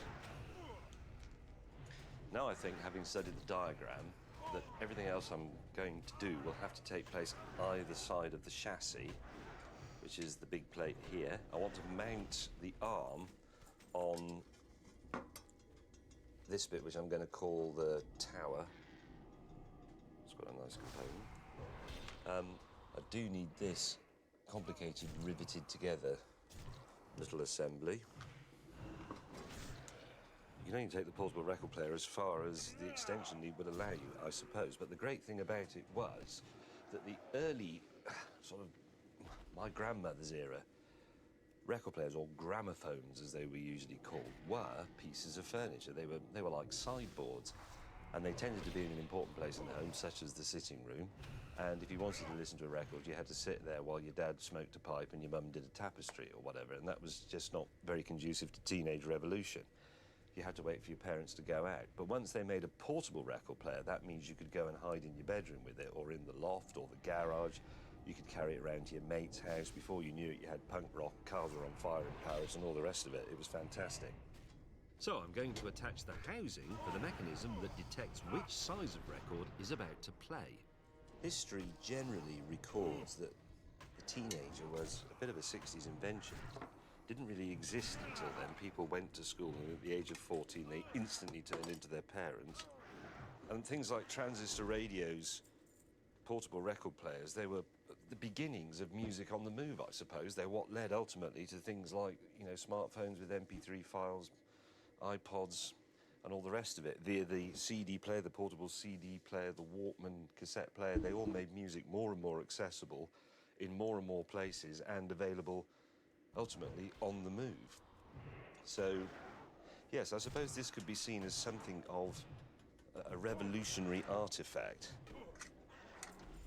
What I'm beginning to find quite remarkable about this is that, save for the electric motor and a few little bits in the speaker, which are electric, obviously, this is an entirely mechanical device, and yet quite a sophisticated and clever one. Like that. Oh, look at that. Springs. Before the record player, there were things like the phonograph, which was a cylinder record player, Thomas Edison and some other bloke. And prior to that, it was live. You had to either learn to play an instrument, or you had to go to places where bands and minstrels and the London Underground, for example. That's why recorded music was such a marvellous thing. I mean, back in the day, this was an expensive piece of kit. I think in today's money, it would cost about the same as a really good smartphone, which I suppose is appropriate, except, of course, this only played up to 8 records. It didn't do any of those other things. So it was expensive. But actually things, despite what a lot of people tell you, things were expensive in the olden days. It's one of the reasons things had to be made repairable. It wasn't a moral thing. Things had to last because they were too expensive to replace. Because things had to last, in some ways, that arrested progress because there was less incentive to improve them. So although your smartphone might only last for, a year and a half before you've sat on it and snapped it in half or dropped it down the bog or whatever, that actually isn't such a bad thing because the next one you get will be much better. I'm 1 hour and 50 minutes into my reassembly. I've done the tone arm and attached the housing for the record size selector. Time for some more bits. Anyway, the speed control knob, we've got all sorts of interesting things to say about that. Here's the mechanism from underneath, the little lever, screws, clips. And then this clever bit, which allows the machine to know what size record you've just put on it mechanically, and that is a little finisher bit for the top of the turret. Being from 1963, which was an excellent year, this record player is not only contemporaneous with me and my birth, it's also from the same year as the launch of the cassette tape. And the cassette tape, if I remember correctly, was originally devised as a means of improving dictation machines, because the bigger tape would have been much clearer than those tiny little ones that they use. But da kids got hold of the technology and decided, well, that's no good, it's much better for ripping off my mate's record collections. But that's often the way. You need the imagination of youth to see the true potential of these things. And the other thing we're going to do in this part of the process is fit the speed control. My God. Which has 16, 33, 45 and 78. Now the first popular records were 78s. That's what your well, my grandparents would have had, your great-grandparents possibly, and they lasted for, I think, about sort of 2.5, 3 minutes. And in fact, the automatic record dropping system was first devised for 78s, because if you had something like the movement of a Beethoven symphony, obviously it wouldn't fit on one 78. You had to have a number of them dropping down in succession. You still get gaps in the music, but you didn't actually have to do the stuff. The 45, which I think the first one was Bill Haley and the Comets. That was the first vinyl 45, and they lasted for sort of typically 2.5 to 3.5 minutes, depending on how they were cut. And the 45 sort of rose and decayed in popularity. That was a stupid word, wasn't it? What's the word I mean? Rose and diminished in popularity during the time that a record player like this was available. The 45 very quickly gave way to the album, because the album you would get lots of songs on, the 33 1/3 RPM record, which could be a good 20 minutes per side. The downside of all that is that the album-length record could be used for a series of great songs, such as the Beach Boys' Pet Sound, but it did give rise to the horrors of the concept album. So you could end up with something like King Crimson's Lizard, which just had one long song all the way across one side, rambling on about pixies and goblins and Prince Rupert and all that hippie nonsense. So, isn't it interesting that vinyl is actually a very long-lived format? Because CDs have come and gone whilst we still have vinyl with us. In fact, vinyl sales are increasing again now because people like it for nostalgic reasons, because it gives warm sound, you can do scratching with it, and so on. Unfortunately, the 33 1/3 RPM LP also gave rise to the concept album. So you get things like King Crimson's Lizard and Genesis, The Lamb Lies Down on Broadway. You get Stuff or Supper's Ready, and all that stuff that goes on for a whole side, and it's just complete drivel. A lot of old hippie nonsense about goblins and Prince Rupert and God. Anyway, this drops in here. Use that little spring past there, and we'll have a look at what's going on underneath. By the way, a bit of confusion, if you've been watching this very carefully. I said this was a Dansette Bermuda, which it is. The deck part of it, the turntable bit, says Monarch on it. That's because this was made by BSR, Birmingham Sound Reproducers, which is why they call it a record reproducer on there. This bit was brought in from then to the Dansette factory and fitted in Dansette's casing and electrics and so on. So it's a Dansette unit with a Monarch turntable in it. The Dansette bit was based in London. This bit, the mechanical bit, was made in Birmingham. Same as Richard Hammond, except hopefully this will function properly at the end of it. So to have let's see what's going on underneath there. That's the other end of the bit we've just dropped in. This plate is connected through that pin to the arm. So the arm can go in 3 different positions, there, there, and there. And where that goes to is dictated by what hits that on the way down.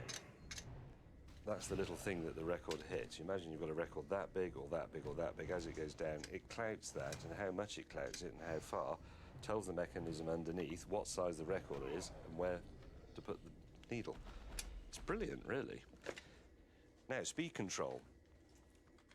The speed of records, 16, 33, 45, 78. A pleasure that we had as children that you young people don't have with MP3 players is you can't play music at the wrong speed, and we could. We could put anything that was supposed to be on a 45 on 78, and any song in the charts could be performed by Pinky and Perky. You can play them backwards and forwards, which is what scratching is. See, another abuse of a format leading to an art form. It's good, isn't it? This is the Dansette Bermuda. Quite an exotic name for the 60s. Prior to this, in the 50s, they made things like the major and the minor and the auto change or something like that. And then they decided to call one the Bermuda because people's horizons were broadening, because the people of Britain just became more worldly. Oh yeah, look, I didn't put that on. That. I'm told this is very easy to break, so... Isn't that nice? 1960s beige. Yeah, the 60s and the 70s especially, brown. Brown became very popular. It's getting annoying as fuck, dude. Like, units, cars, I've killed way clothes. more of these than I should be. I think because it's not giving me the proto nether Maybe drape. there's a sort of natural break on For our whatever optimism, reason. because a lot of things seemed to be good in the 70s. We thought, oh, everything's becoming very modern and very funky, but actually it wasn't, because none of it worked and the lights kept going out. So it was probably a government initiative to stop us getting too carried away with the idea that everything was brilliant. It's not bad, but just so you don't, you know, build your hopes up too high, it's available in the following range of colours. Brown. That's well dingy, that screw. Magic screwdriver. You notice how I've got a box full of screwdrivers that I'm very attached to, and I'm very keen to talk about them. I actually use 3. It's not true, actually, I use 4. Now, I'm going to show you how this works in a minute. I want to make sure it's together, otherwise it'll all fall apart in my hands. Speed control. You move the lever. Ooh, that's a nice noise. Love it. Used all the bits up as well. Let's do... hang on, there are some unfinished mechanical business on the bottom, I believe. So I think we'll get all those bits. And I don't think we need to put that bit in yet, but let's go and have a look at the components. Plastic pot. That. I need that with its little spring. These 4 bits, which retain that and stop it flopping about. And then the other end of the mechanism is that lever.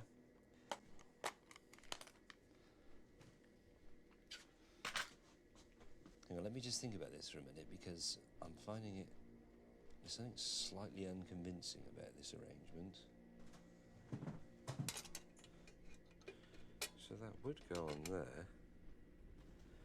That would also go on there. May you muppet. Goes in there. God above.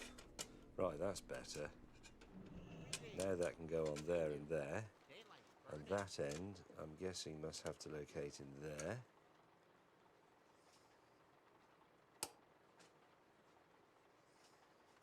Nothing much appears to have happened from there, but from there, look, there's all sorts of things going on. Sorry. It's most exciting. Stubby screw. Oh, that's very nice the way that goes in there. So that's all that mechanism held in place, the reject mechanism, the speed controller, the bit that tells you what size record it is, the bit that tells you where the needle has to go to, which is dependent on what size record it is. That's incredibly clever. In some ways, that's more impressive than it being done electronically, because it has to actually physically do it. That's mechanical intelligence you've got there. I like it. I like contemplating it. It's a shame you never see all this when the thing's working. They should have made this transparent and put a mirror in the bottom of the box so you could see the mechanism. Anyway, it's not quite finished, inevitably. We've still got to put this plate on and this big spring and a few other odds and sods. Then we can start thinking about powering. We start thinking about the motor. And that means soldering. So this next plate that goes on controls the return of the arm with the stylus in. Some of it goes on from underneath, which is...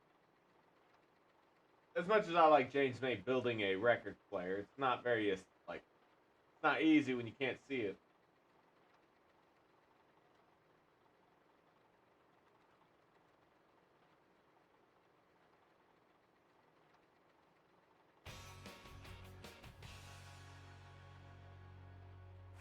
Our main story tonight concerns school. For some, it's the place to make lifelong friends and enjoy first crushes, while for others, and I'm not naming names, it's not. It's different. Specifically, we're going to talk about homeschooling. During the pandemic, many parents were suddenly forced to do it, and while some struggled, others, like this family, absolutely thrived. A, B, C, D, E, F, G, H, I, J, K, L, M, N, O, P, Q, R, S, T, U, V, W, X, Y, and Z. Now you know your ABCs. That is clearly excellent, but it is also a pretty mean way to make other parents look like total shit. Because that is significantly better than anything I did with my kids during the pandemic. It was much less singing certified alphabet bangers and much more hiding in the closet praying they would not find me. Also, quick shout out to the baby on the counter living her best life. She has no idea what's going on, but yet there she is in the centre of it all, like Mariah Carey on a New Year's broadcast.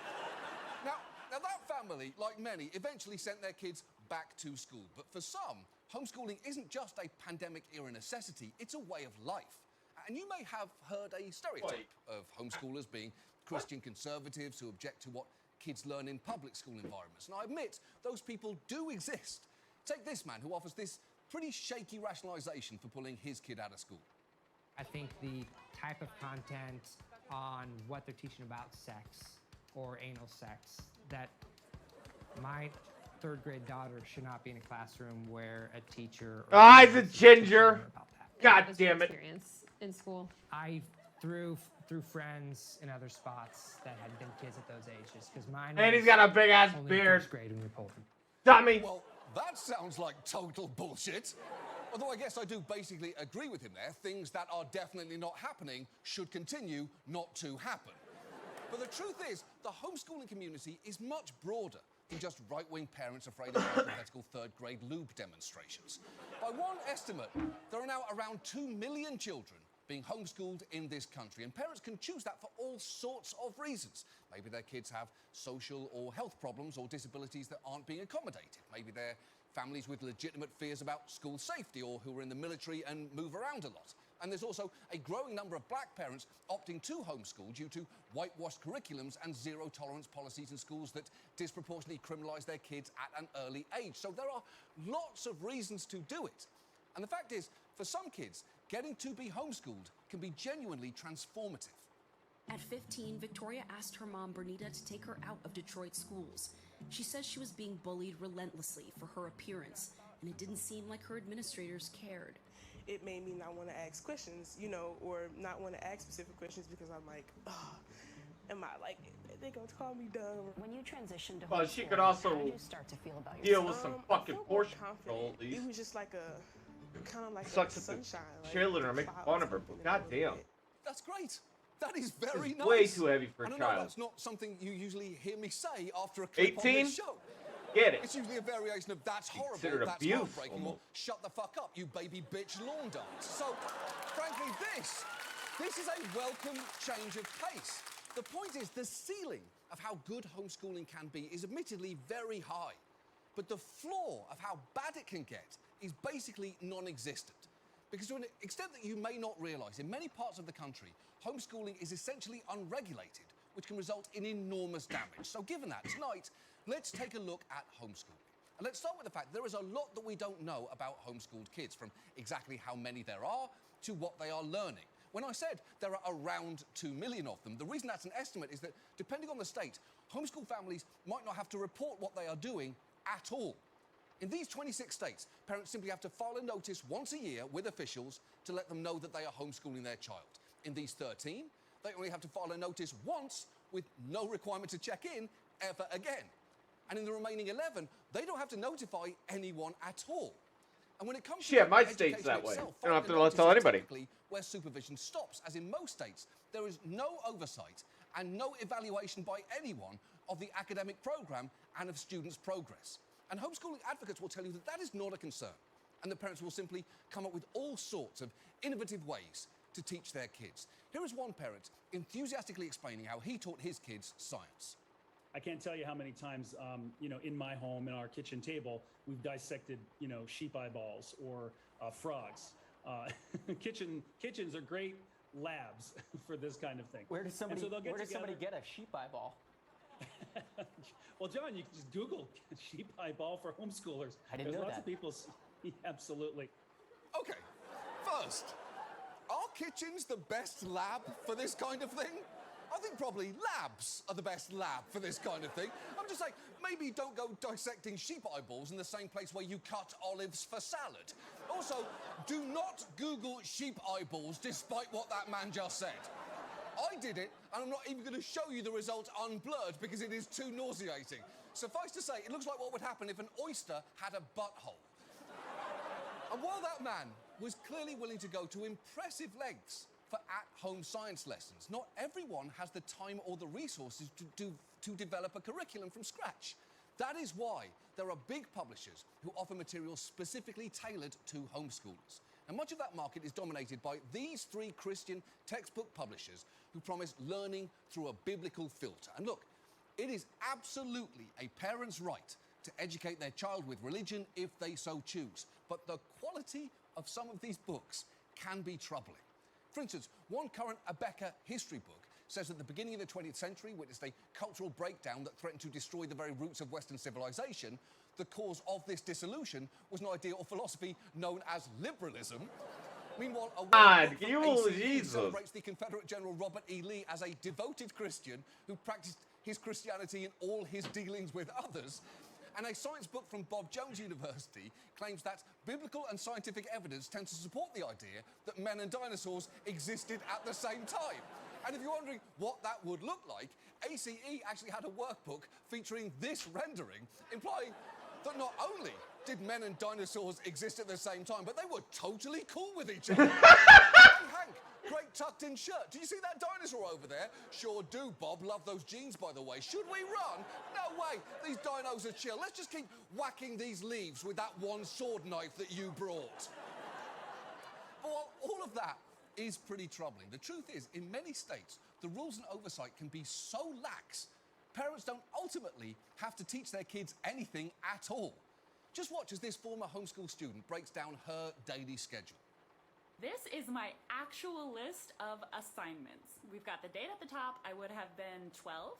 First, we've got classical music, which was just turning on classical music in the morning so that everyone could hear it. We've got Bible listening. We've got handwriting and math. That's fairly normal. We've got memorizing the Bible. We've got memorizing poetry. The poetry was mostly hymns. We've got exercise. That's good. It was usually just walking around the block. And then the whole entire rest of the list is chores and cleaning tasks. It's true. Most of her lessons just involve chores. And just look at that list.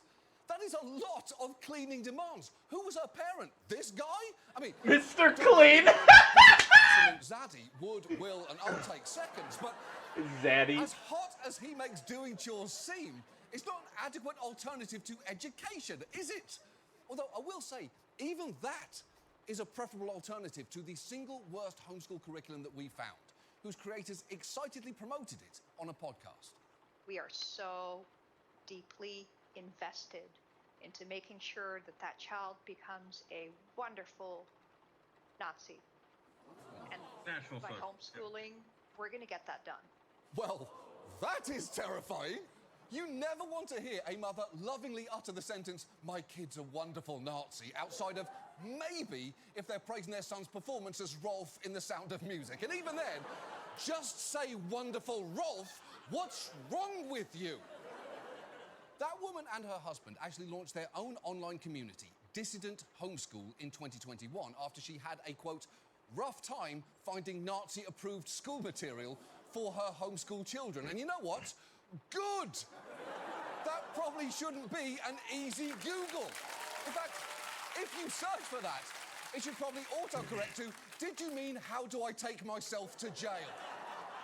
At one point, Distant Homeschool had nearly 2,500 subscribers and included ideas like handwriting exercises consisting of writing out quotes from Adolf Hitler, which I think we can all agree is just appalling. Handwriting exercises? That is just cruel. They should be working on their keyboard skills through games like Mavis Beacon Teaches the Final Solution, although not that, don't actually do that, that is awful. The channel also posted tips ensuring that their parents were in full compliance with the law so that the state wouldn't interfere. But as you have already seen, in most states, they don't have much to worry about there, because when it comes to homeschooling, basically anything goes. So, how the fuck is that the case? Well, in large part, it's thanks to a very powerful homeschooling lobby, whose most prominent player is the Homeschool Legal Defense Association, or HSLDA. And here is where I will concede some ground, because it grew out an environment that was, in many places, overly restrictive of homeschooling, with some states and local school districts effectively banning it entirely. In Texas in the early 1980s, homeschooling families were actually prosecuted. But a turning point came after several Texas families filed a class action suit against their school districts and ultimately won. And around that same time, the HSLDA was formed with the aim of expanding the rights of homeschoolers in every state. And from the very beginning, it had a strong evangelical conservative outlook. Its founding president and chairman, Michael Farris, has referred to public schools as a godless monstrosity.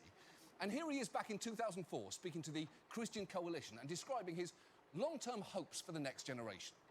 Today, it is not preposterous to recognize what's going on, the promotion of homosexuality, the promotion of other kinds of things that you heard from Walter Jones, and you've heard many other times, is a deplorable reality that we cannot countenance. I can't wait. You know what's fucking sad? I never really even thought about it, but they are attacking the homeschool system and shit. I was glad my school system taught me the way it taught me. It even taught me about sex. And I think you're probably like, what? Yep. My school district, when I was in 5th grade, taught me about sex. Taught me all of it. Like, it wasn't like we were watching videos and shit, but they explained the human body. And then even in high school, during health class, I don't think it was called health class. It was called something. But basically, it was just about health. I remember the guy said, he shouldn't have been in there, but, like, one of the things he said that I still laughed at, and I still remember today, was he said that when someone's heart stops, right, you have the clear thing. I can't remember what it's called. I don't know why, but basically you're like clear, and then you shock their body from 2 points, right? He said that it was used to restabilize a heart when the heart is fluctuating, not when the heart stops. Like, I even had raised my hand and had said that, like, I knew, like, you know, my stepmom had been a nurse, and, like, that's not true. Like, it was, you know what I mean? Like, it's used to start your heart back up when it stops. I don't know why I kind of mentioned it. It just kind of was like something I remember. For the day when our young people vanquish the enemy by a 5-4 vote, reversing Roe versus Wade. And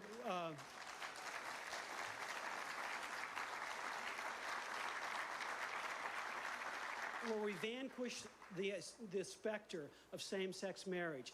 That's the standard of victory. Okay, there is a lot that is hard to take in that clip, that's his wish list, that he's already gotten half of it, and that he's saying vanquish the enemy despite looking less like a warrior and more like your tax accountant's assistant. Over the years, the HSLDA has lobbied extensively from a hard-right perspective on issues that have nothing to do with homeschooling, opposing everything from vaccine mandates to same-sex marriage. But it speaks to how significant a force it is that even some parents who are uneasy with its political leanings feel that they have no choice but to be members. Here is one mom who started a homeschooling group to offer an alternative to what she saw as a whitewashed curriculum, talking about her relationship to the HSLDA. Whenever there's a threat in any particular state to their right to homeschool, you will see us come together. You know, we're not going to stay together, but we will band up because we all desperately need our right to homeschool. And that's the nuanced aspect of being in homeschool world. The people that you have to work with in order to maintain what you hold dear are also the people who crush you. It's true. The HSLDA have made themselves so powerful, many parents keep working with them even if they don't agree with everything they stand for. It's a dilemma otherwise known as the Tom Cruise conundrum. On the one hand, $1 billion at the box office. On the other, a billion-year contract to an alien mafia. It's tricky, right? It's to tricky. An alien mafia. A bunch of young hots to do. Plus, for what it's worth, the HSLDA, much like Tom Cruise, will probably never die. As a lobbying group, it's been astonishingly successful. In 4 decades, its efforts have been credited with rolling back existing laws governing homeschooling in state after state. And the argument that it will always make against any regulation is you're just punishing all the parents doing things right to address a handful who are doing it wrong. And in theory, sure. But when you've got some parents running the Homeschool Institute of Dishwashing and others running Lil Nazis R Us, it seems maybe the reins have gotten a little loose. And the lack of regulation here has serious consequences, and not just regarding quality of education. And fair warning, this is where this story gets quite a bit darker. More than 2 million children are being homeschooled in the U.S., many of them living in states that have little or no regulations, making it easy for abusive parents to hide behind the system. These are the faces of just some of the homeschooled children who've died as a result of abuse and neglect. Susanna Grubbs was homeschooled in Missouri. She tells us the discipline she received was anything but gentle. I think that in a lot of ways, me and my siblings totally fell through the cracks. Because, I mean, with my mom's disciplinary techniques and my mom's educational neglect, it's really terrible that it has happened and it keeps happening, and nobody wants to stop it because parental rights are so paramount to anything else in this country. Exactly. And that is massively dangerous because deregulating homeschooling doesn't just eliminate safeguards against parents who are bad teachers, it also eliminates them against parents who are bad people. For all the HSLDA's talk of parental rights, it's worth remembering Elon Musk is a parent. O.J. Simpson is a parent. Darth Vader is such a parent, he made it part of his fancy name change. The point is, having a child does not inherently make you virtuous. And one of the key problems here is child welfare laws were written before homeschooling was legal in all 50 states. So they rely heavily on the premise that a child is going to be in school and seen by other adults. As this DA explains, a lot of child abuse gets reported through our schools. Teachers and school administrators are mandated reporters. So, you know, if a child comes to school with bruises or emaciated, that is a very common way that it gets reported.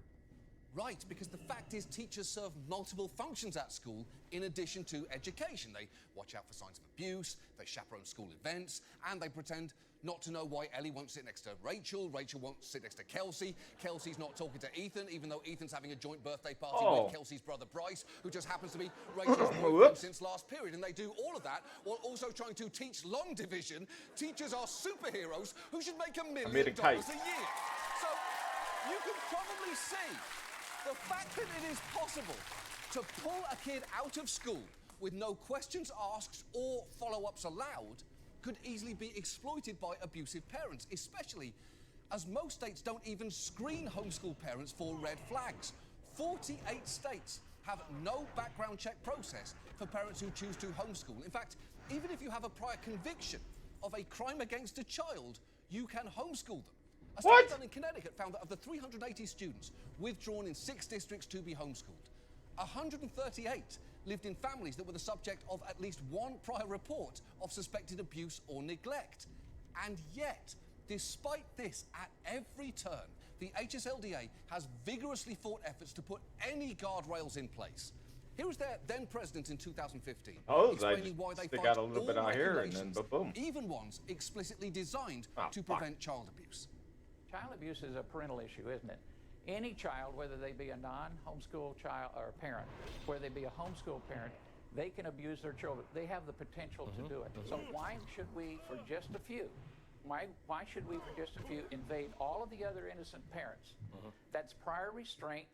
It's unconstitutional. It's un-American. Are there some? It's un-American. Regulations around homeschooling that you would support that you don't think of as an invasion or a takeover? No, not any. Okay, it is bad enough that he's arguing for a total lack of regulation there, but the fact that he openly licks the corners of his mouth before doing so somehow makes it worse. He looks like a cat went to a Zoltar machine and made a wish to be Andy Griffith. The HSLDA views any oversight whatsoever as an attack, even offering members a 24-hour hotline in case of a visit from the state. In fact, here is the sister of that woman you saw earlier, explaining how they would practice what to do if Child Protective Services showed up on their doorstep. The parent would lock the front door, would call the Homeschool Legal Defense Association on the phone, hand the phone out the kitchen window, and us kids were supposed to hide in the basement. We actually did drills on this stuff, folks. We did drills in case someone ever decided to check in on our well-being. Holy shit, that is dark.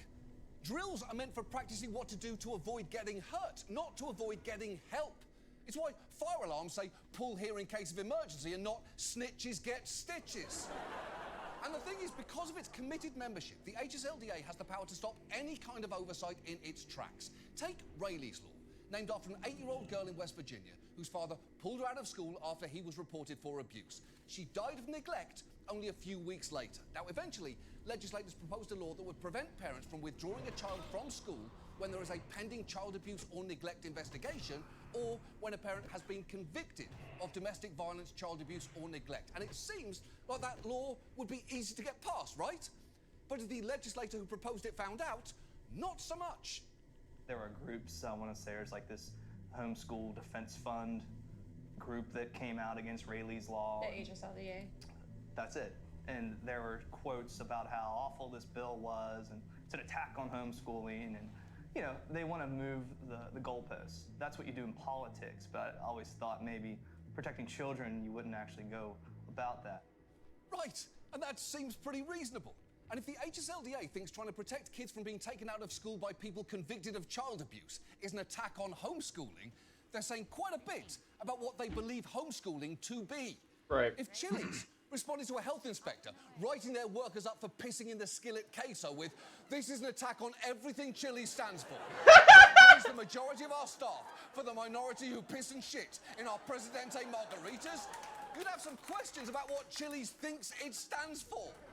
And for the record, that man's bill never passed. And that story's been repeated in state after state after state. As one legislative aide who has gone up against the HSLDA has said, "I've never seen a lobby more powerful and scary." And a legislator in Arkansas who tangled with them says, "They told me the only legislation they wanted was what Alaska had, which was nothing." At a certain point, it starts to feel like the HSLDA is basically the homeschooling equivalent of the NRA, an extremely powerful organisation that, while it represents a large number of people, pursues an outermost fringe version of their agenda. So, I'll tell you what, though, him doing this is gonna shine a light on him. We'd make sure that homeschool kids were both safe and actually receiving a functional education. And there are smaller organisations like this one pushing for those sort of changes. But at the barest minimum, we could require in all 50 states to register a child as homeschooled so there's at least a record that they exist. That is how low the bar is here, at the Earth's core, which I'm sure, according to at least one homeschooling textbook, is somewhere between soil and the fiery bowels of hell. But beyond that, we could pass some basic child safety protections to ensure parents can't pull their kids out of school to escape scrutiny for abuse. A few years ago, to its credit, Georgia passed a law that requires parents who pull kids out of school for no reason to send documentation within 45 days that they are homeschooling their child or proof of attendance at another school. If they don't do that, they're subject to a follow-up from the state. And even this Republican Georgia state rep acknowledges that it was needed. If the people in your world that you believe are most protective of you are torturing you or abusing you, who's going to look out for you? I mean, I don't like government intervention in a lot of things, but the government's the only person I know of that can intervene in this kind of case to save a child. Yeah, he's right. He's just completely right. And agreeing with a staunch Republican Georgia state rep wasn't something I had on my 2023 bingo card. I've almost got a full bingo, by the way. I'm just waiting on you-know-who to you-know-what. Aww, Ben Stein looks really bad. I understand what that happened? involving social services and the government in people's personal situations What age, I guess. poses a risk, especially to those who aren't wealthy and who aren't white. It's not like I love the idea of giving the state room to poke around in people's lives, or that I think our child protective services system is flawless, no notes. We're almost definitely going to be doing a main story on CPS one day.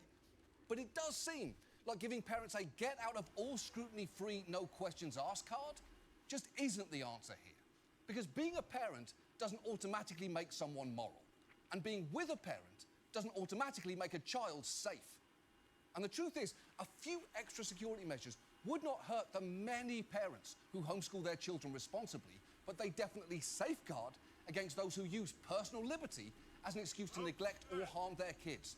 The HSLDA can say all that it wants that it doesn't support Nazis or child abusers, but the fact is, the policies that it relentlessly pushes for allow them to thrive. And basic reforms here just shouldn't be remotely controversial, because after all, this is about child welfare. This isn't rocket science. It's not even home sheep eye dissection. Don't Google it, by the way. I cannot emphasize that enough. All of this is just basic common sense. It was.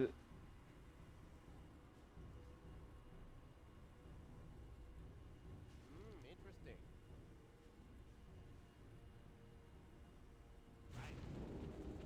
I've signed the waiver.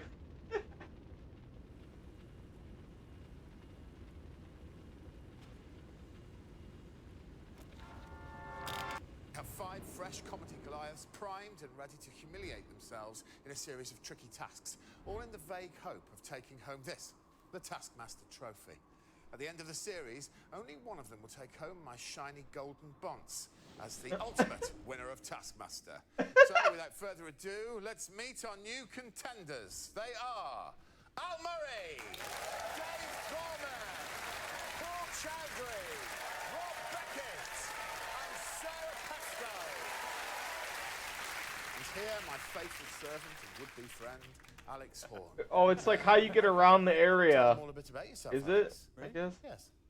Okay, hello, my name is Alex. I'm 37 years old. I like sport, and I'm quite a kind person. For example, here are some raisins. If you want some raisins. Done all right, thanks. You want some raisins? No, it's nice that they're there. They're always there. They're always in the pocket. It's a new series, and I'm expecting an incredible prize task category. Are you?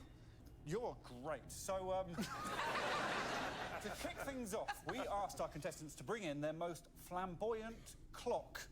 So whoever brings in their most flamboyant clock will win the first points of the show, the maximum points, and whoever wins the episode will go home with 5 flamboyant clocks. Okay? Why have a normal clock when you can have a flamboyant clock? Al Murray, what's your flamboyant clock, and why do you consider it to be flamboyant? My flamboyant clock is Oh, my I see. stove at home. You can make out the clock just to the left of the knob on the right. You see that? That panel there is the clock. Yeah. It comes with a hot plate, 5 gas hobs, 2 fan ovens, and a drawer for keeping stuff in. And that's So you see this as a clock with an oven attached, right? Yes. Dave, what have you bought? And why is it flamboyant? And is it a clock? It is a clock. At first glance, it might appear to be just an ordinary digital clock. But it's actually my microwave oven.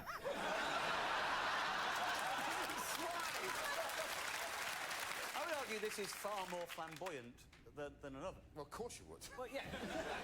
Because it's microwaves and their magic. Oh, yeah. Yeah, but I can That's cook microwave. 8 things at once with my clock. Paul Chowdhury. Mine's a pop clock that you can wear on any item of clothing.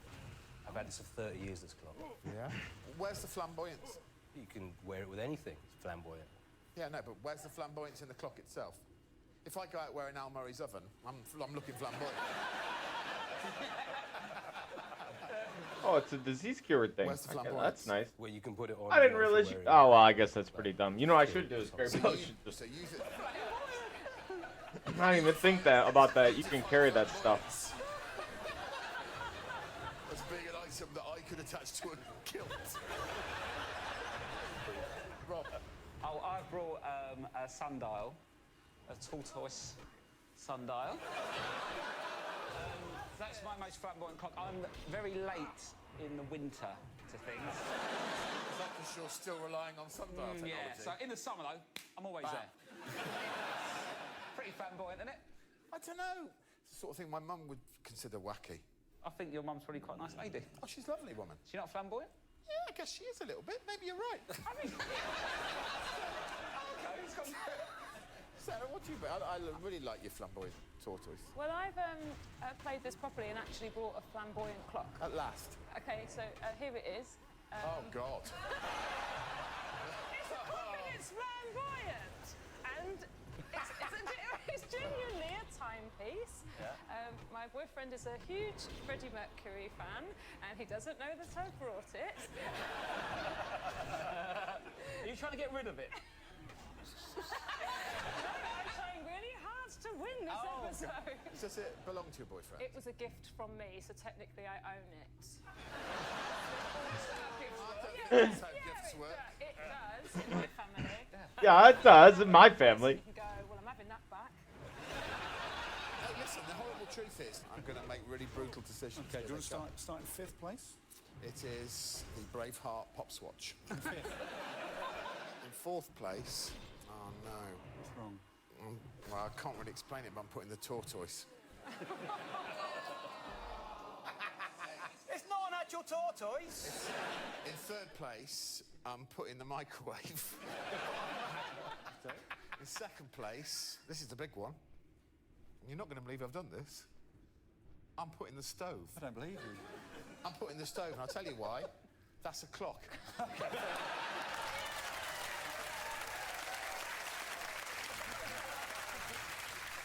Okay, time for the first full-blown task of the series. Alex. Yes. What have we got? We've got some track and field. I really like these things. They're pretty good. I know you can't really hear them, but I'm just doing a chill day or thing or whatever. I'm not on all the time. Takes too much energy. Hi. Hello, mate. Cool. Get to the microwave in as few steps as possible. And open the door before the microwave dings. Oh. There's 5 minutes on the clock. So the microwave is under that tree. Where have you plugged it in then? It's the generator behind the tree. Didn't know those trees had generators. As few steps as possible. Few steps as possible. Few steps as possible. The microwave starts now.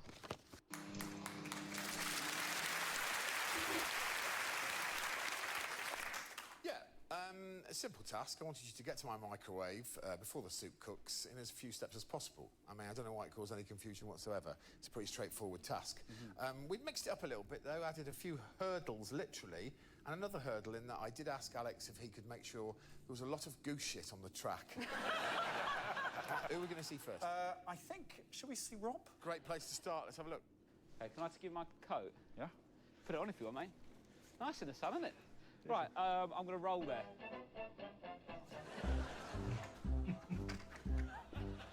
Oh, quite far away, isn't it? Oh, I feel dizzy. It gets you really dizzy quick, that. This is the future, mate. I'm going to be covered in goose shit, aren't I? Oh. I feel I might be sick.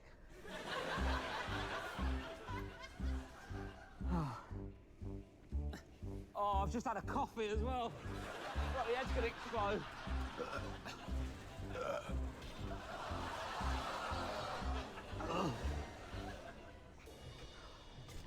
What other ways can I get there without stepping?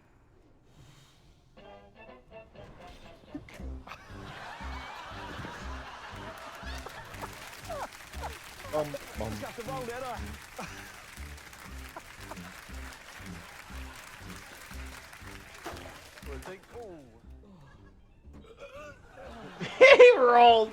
He rolled on the track. More efficient way of transporting yourself about. Well, More fun. I don't have a big coffee beforehand. I thought it was me sick up my eyes.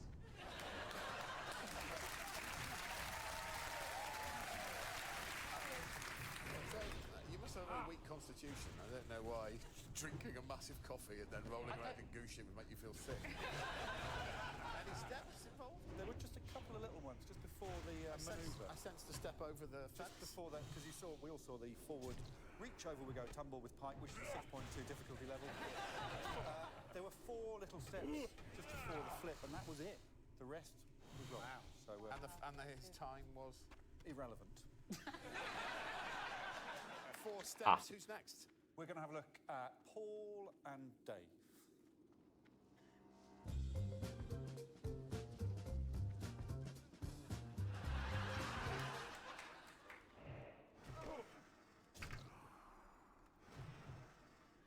Is that a step?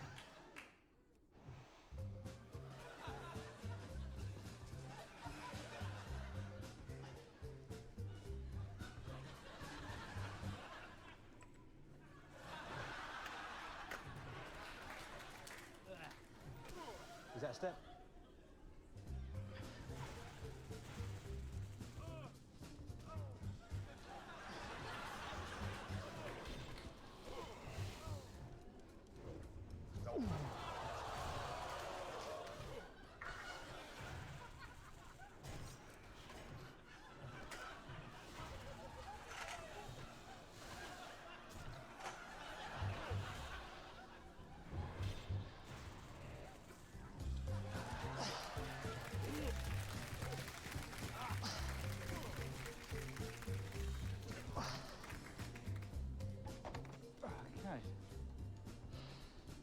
go. Yeah. Incredibly quick. Yeah.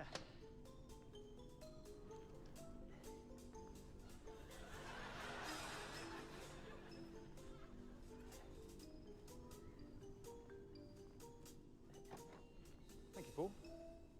Your soup is ready, sir. Lovely. Your Well, soup piping hot. is ready, sir. Good technique, Sir Paul. Thank you.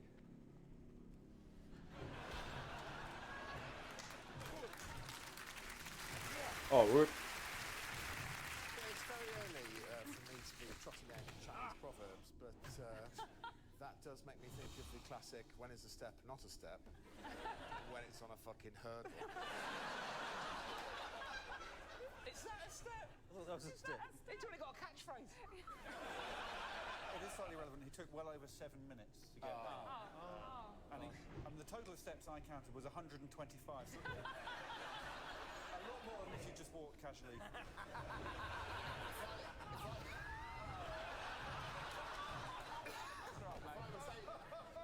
I was able to give artistic style points, mate, you'd be romping ahead in this. It was awesome. I was intrigued by yours, Dave, because I've seen some of your shows and they're incredibly meticulously thought out and clever. And I think I thought the task was in steps, but as few of them as possible. oh, I see. Sort of So what I you did. thought you had to be stepping. Yeah. Apart from when I did the forward roll, I'd sort of worked it out by then. That was really good. How many steps? 50 steps. Or if we use Paul Chowdhury's definition, still 50 steps. Up next, Al Murray and Sarah Pascoe. The floor is so gross.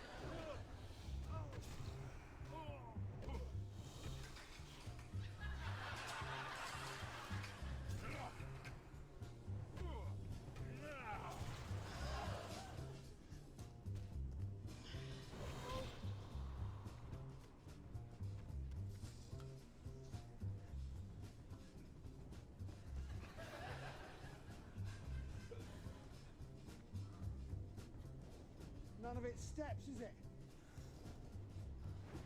Oh, so much shit. This is a metaphor for show business.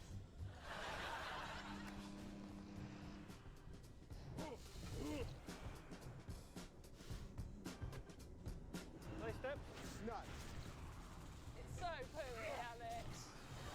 I mean, really. Click the door open, you got plenty of soup? What, have I got to eat the soup? There we go, thank you. What flavour soup is it? Pea. Oh. Smashed it. Thanks, Al.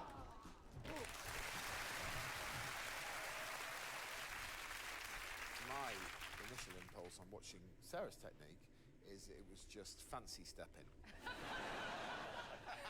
In leather trousers, admittedly, stylistically incredible. Can we ask the expert, Paul, was it a step? There were some steps. I counted it as 27 steps. Okay, talk to me about Al. I counted 8 little steps. For the whole run? I'm pretty pleased with that. But he was walking on his knees. Every definition of step I found involved the foot. Nothing mentioned the knee, so okay. That's out of order, mate. So, I mean, these are the results. Essentially, Paul, you're disqualified. I'm so sorry, because you didn't do it within the time. Nothing to do with your incredible understanding of stepping. 4th place, it's Dave, Big Stepper Gorman. 3rd place, it's Sarah, Fancy Step, Pasco. 2nd place, it's Al, mainly kneeling, some step, Murray. And in 1st place, an incredible shitty, sicky performance. Thank you. It's Rob the Roller. Alex, I think it's time for the first scoreboard update, please. Okay, well, it's very close. It's there's a tie. There's a tie for the lead. Al and Sarah both have 8 points. Great. On with the next task. Of course. Here we go.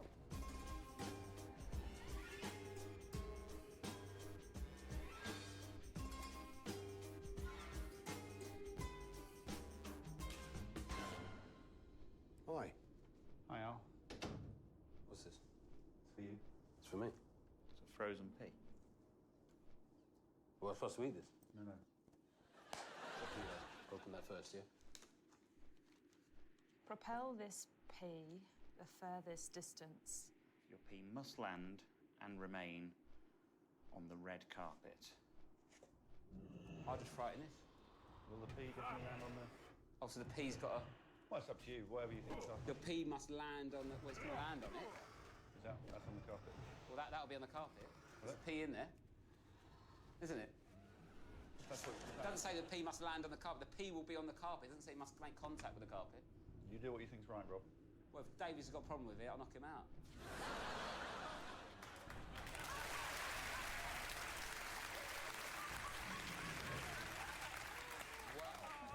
I mean, there's a few things to address there. I mean, you're a younger man than me, and you're probably fitter. But if I get one haymaker on you, mate, will arguably kill you. And the second thing is, don't disrespect me, or I'll make you come last. Okay. Worth us talking about the fact that what they shouldn't do, obviously, is just fling the pea, because there's the carpet and then there's the grass. Well, no one's going to get that task and see a tiny pea and a red carpet in a windy garden and think, I'm just going to bung this. Well, no, we've picked some very... These are intelligent people, right? Very bright, very bright. So, yeah, so we'll start with Sarah, Paul and Dave.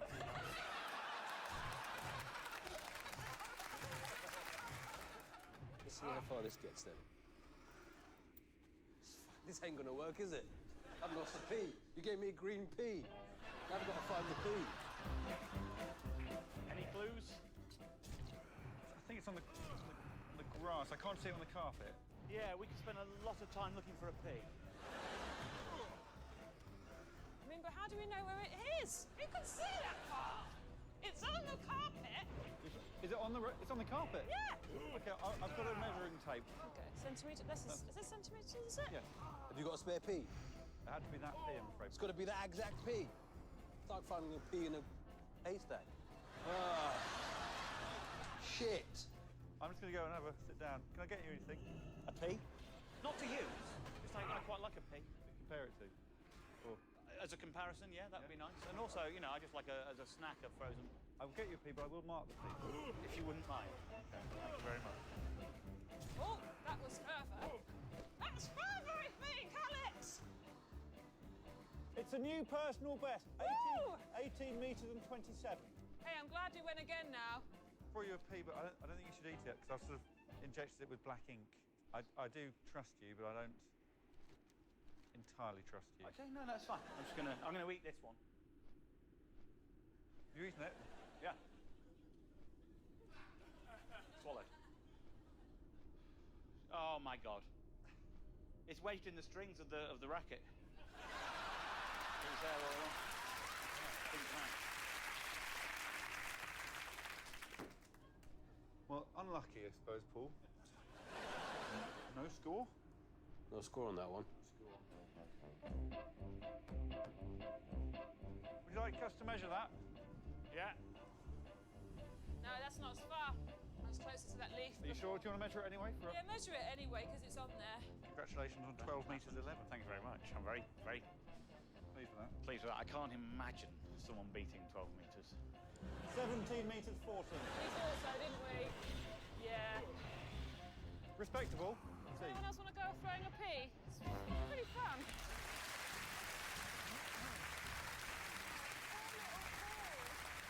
I mean, I was mocking of the idea that someone would just grab the pea and bung it up the carpet, but she hit the carpet every time, right? Yeah, she only did it 3 times and then went in. 18 metres and 27 centimetres. Yeah, I mean, it's not a sentence I thought I'd ever say, but, you know, great pea throwing. Thank you so much. Paul, I mean, you're having a mare at the moment. You said propel the pea, so I got a cricket bat to propel it. She just chucked the pea. Oh, there's so many words I'm going to have to teach you. Dave. Yes. OK, let's cut to the chase here. Yeah. I'm going to ask you a question. Yeah. A very simple question. Yeah. And I want you to answer honestly. Now, you're not in trouble. But I'm asking you directly now. Yeah. Did you cheat? No. I'm going to ask you one more time. Did you cheat? No, I did not. We can see the racket There, so that's where it got wedged. I mean, it looks firmly wedged, doesn't it, Dave? It was wedged. Yeah. I mean, we can also see the racket just after you struck the P. P's gone, or has it?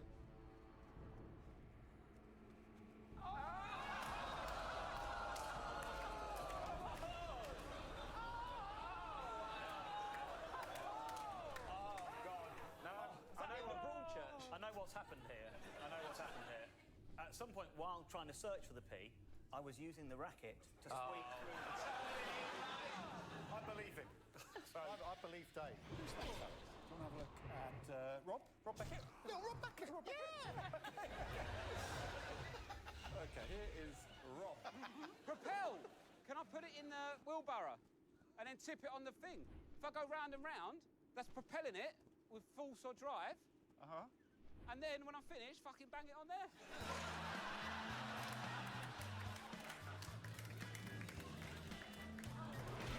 That's 30 metres. Yeah, I'm not stopped. I know. So you're slowing me down. Propelling it forward with drive and motion. Looks like propelling. Well, if you'd hurry up, I'll be propelling a bit more. 1 lap is 81 metres and 30 centimetres. 81 metres, right. I'm going to do 1,000 and then I'll put it on the carpet. Lap number 4, this is the 4th one, isn't it? You've done 3, I think. Yeah. It's nice having a good propel, isn't it? You're over 300 metres now. That's probably enough, I reckon. I'll do one more just to get down the safe side. Okay, so what I'm going to do is...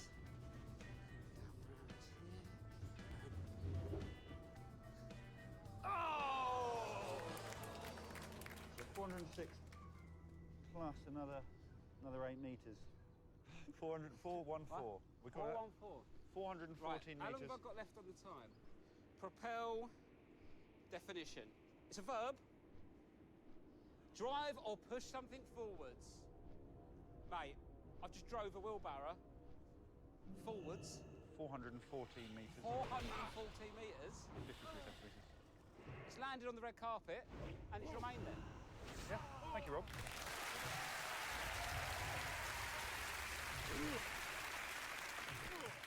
I mean, incredible. Yeah, it was almost like you were justifying it in anticipation of an argument. It's not normal, I use words to my advantage. We've got Al Murray next. Okay. There. It's landed on... Landed on the carpet. Yeah.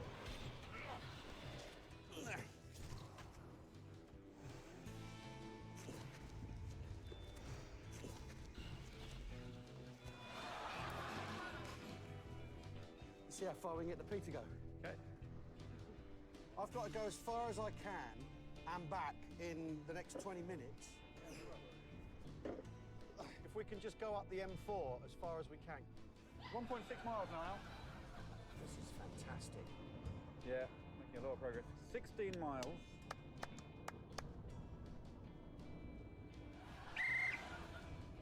There we go. Just shy of 18 miles. 18 miles. Brilliant. Just on the right. Thanks, Bob. Let me check for P's. Probably. Oh, Al. Oh, yes! It remained on the carpet, Al.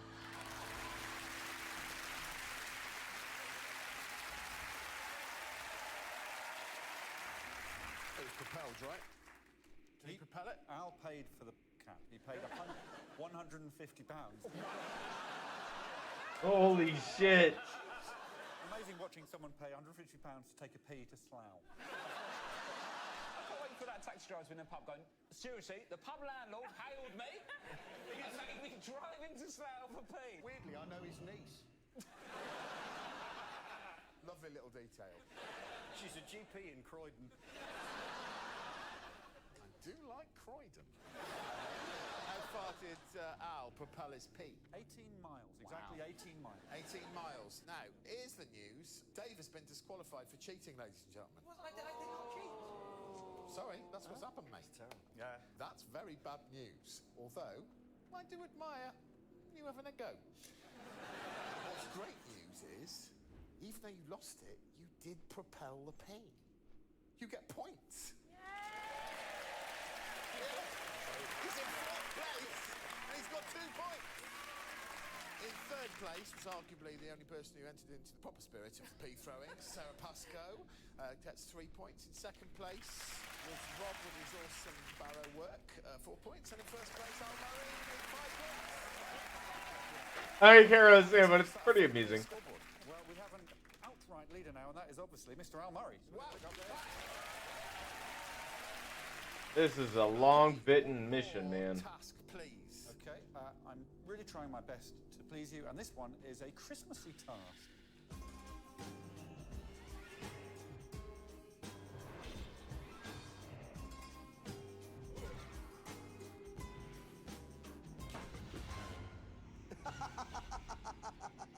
Make the best snowman.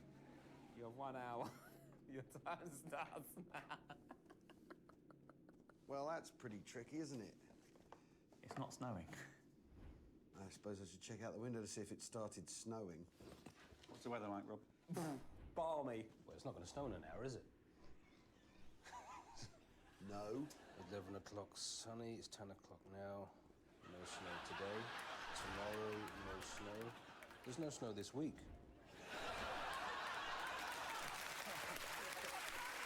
You didn't think it was going to snow, you were just messing around, weren't you? No, I thought because it snowed in April this year, didn't it?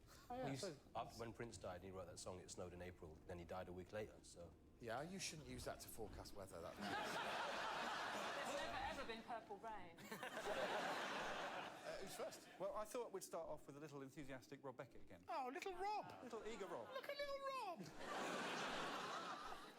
Right, basically, snow's out the window. I was going to get loads of marshmallows and do that, but then it's just a marshmallow man, isn't it? Will marshmallows stick together? As he sort of... Oh! Got all the marshmallows. You've got a lot, haven't you?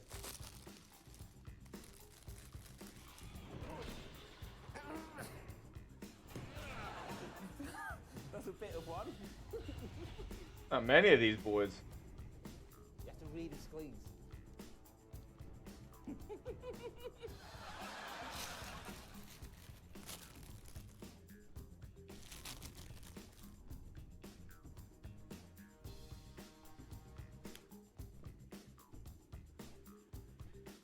90 seconds, Rob.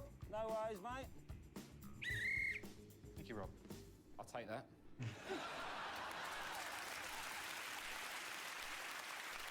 You pleased with that? If you're after a snowman, no. But I thought if you can't make it, make something that looks like it. Yeah, I think it was a lovely marshmallow man, though. Yeah, well, you can't make snow, so I thought I'll just make one that looks like a snowman. If a child had made a Christmas card at school and it was made out of cotton wool making a snowman, you wouldn't look at it and go, that's not a snowman. You would say, that's a lovely snowman. Oh, no. I would kick it out of their hands and say that's not a snowman. Who's next? I've grouped Al and Sarah together again. Oh! Yeah. Do you want to see them? Yeah. Okay. So I could make a mould of some kind, fill it with water, put it in the freezer. I need like 4 litres of vanilla ice cream and a bag of raisins. And some wool to make the scarf. Yeah. A couple of colours, please. A loose string. You got to diversify these days. I can't remember her not being able to plan.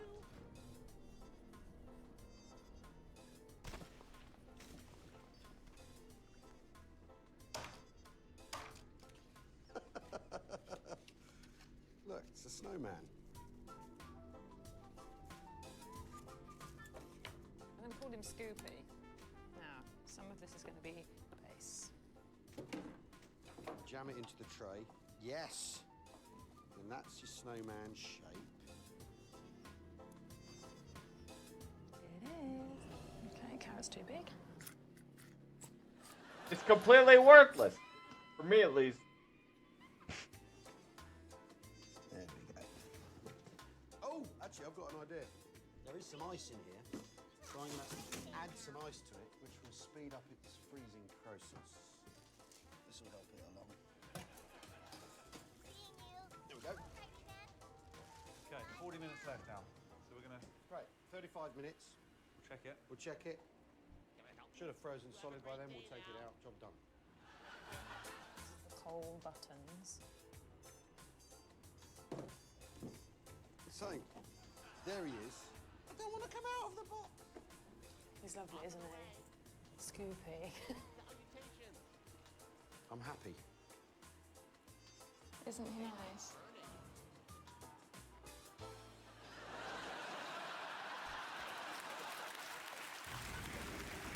I said in the studio while we were watching those that watching Alf make it is like watching a man in the middle of a breakdown. And then I expected to be corrected when I saw the snowman be a thing of great beauty. What I saw was a monstrous, awful freak.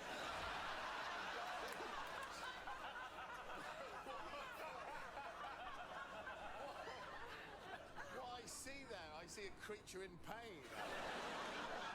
I see a Chernobyl snowman saying, "Kill me, someone kill me." I have no doubt that would make my nieces cry. No. Is their uncle a cab driver? Oh, wow. I mean, I do love it, Al. It's incredible. Sarah's, what do you think of Sarah's snowman? It's frozen. It's not snow. It's snow. Yours is ice from the freezer. Closer to snow. Ice cream is as close as ice is. It's What, is there nearer milk in clouds? If it has evaporated enough of it, then yes. Well, arguably, the cows might spill a bit of milk sometimes. Yeah, arguably. Arguably. Do you want to see Scoopy again? Yes, I want to see Scoopy again. It's lovely. I think about him every day.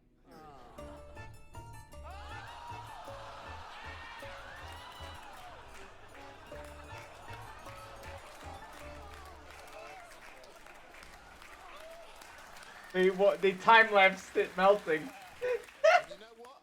At the end of that VT, Scoopy was still happier than Al's snowman. Do you want a raisin? No. You're an inspiration. There's a really lovely ice cream man. Who's left? It's Dave and Paul. I think we'll see Dave first. Oh dear. Can I get a very large bucket and 200 packets of powdered potato? Okay. So, yeah, as soon as you can, please. Right, I'll hurry. Oh. That's very good. Is that enough? No, that's good. That's good. The kettle is on, so if you could start getting some boiling water. Yeah, that's lovely. Thank you. I've got another one. Yeah, please. I'll be honest, it's not as white as I was hoping. It's quite yellow. It's very yellow. Smells nice, Dave. Your snowman. Do you think? School dinners.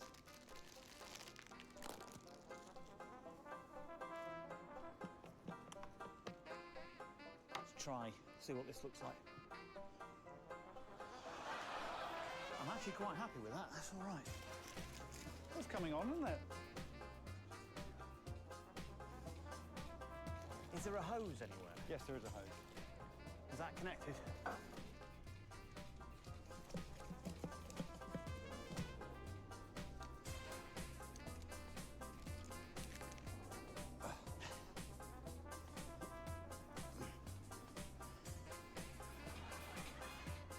Have you got the carrot? Would you like me to get you the carrot? I'd like the carrot, please.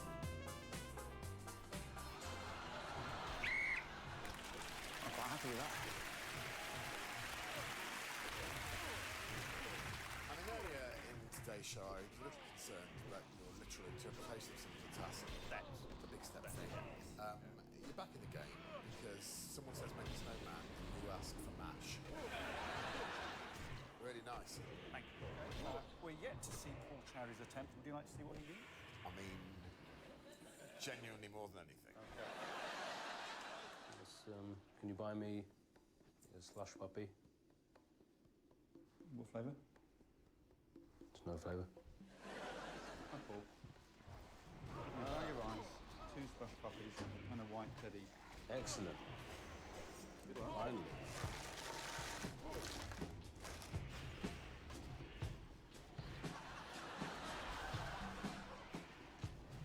That's a snowman bear, isn't it?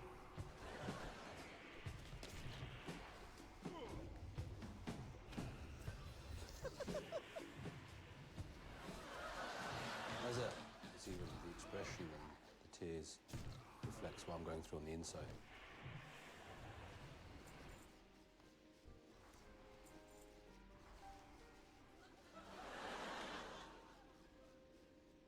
bastard's crying, isn't it?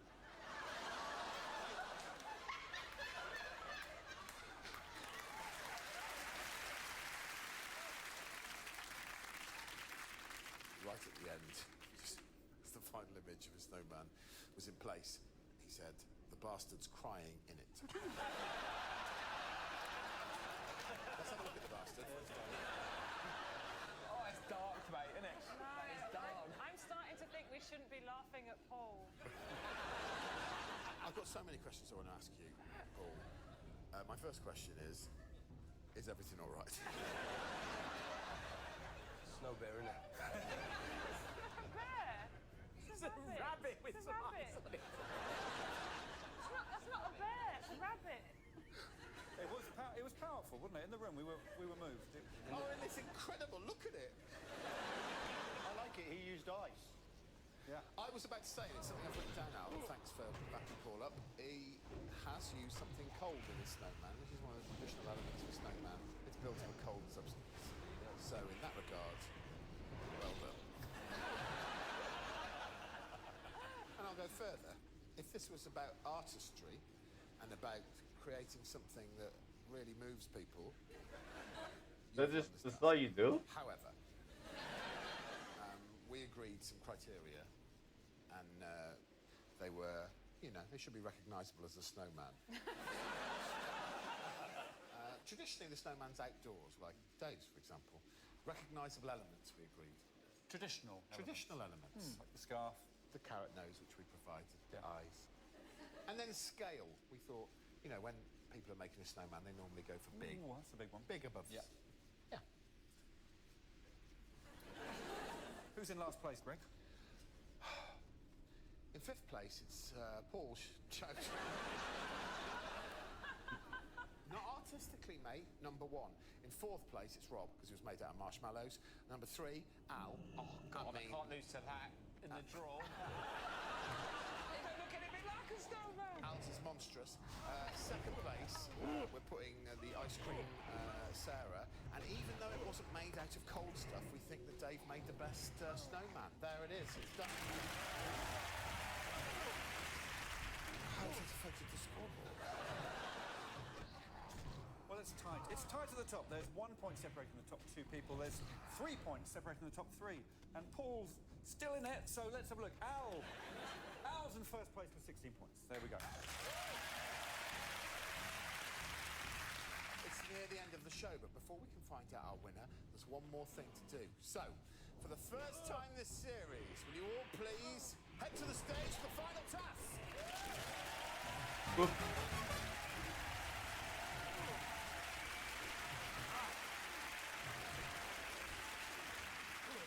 Looks like all 5 of our contestants have got some lovely new friends there. Rob, would you read out the task? Hi, Rob. Oh, hi, mate. Yeah, great. I'm just going to crack on this one. Balance your Swedes on your Swede. Your Swede must remain standing at all times. Your Swedes may only balance on the exterior of your Swede. Most Swedes resting on a Swede after 100 seconds win. A lot of Swede in that, isn't there? So, in summary, as many Swedes on a Swede in the time allowed. And the Swede has to be standing up. Swede must remain standing at all times. You can manipulate your Swede in any other way. And when Alex says you can manipulate them in any way you want, emotionally, leave them alone. Good luck, everyone. Get Sweden.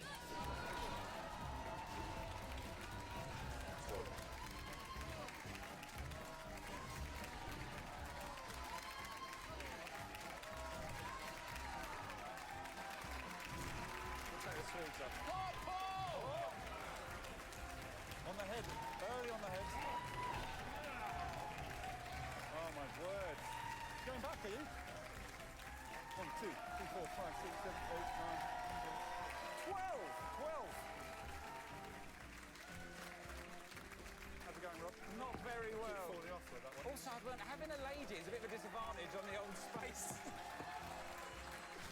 20 seconds! Oh, there's a lot there. There's a lot there. Yeah. It's respectable. It's respectable. 15 seconds left. 15 seconds! seconds. After which you must step away. 5 seconds. 4, 3, 2, 1. Step away, step away.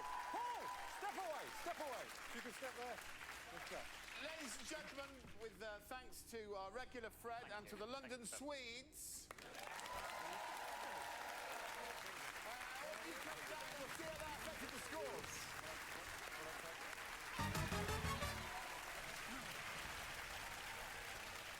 Alex, how were they at Swede on Swede balancing? Great question. Great Swedes. Lovely Swedes. Well, Sarah and Rob found Oh. it, and they both achieved 8 Swedes. Wow. 8 Swedes. What's the reasonable amount of Swedes to get on a Swede? It's an even number. Then we've got Dave, 11 Swedes. Uh-oh. Paul Chowdhury, 14 Swedes. And then Mr. Al Murray on 15 Swedes. 15 Swedes. That must have affected our final scores. Don't get your hopes up, Paul. Yes, the scores are in, and our winner is Mr. Al Murray.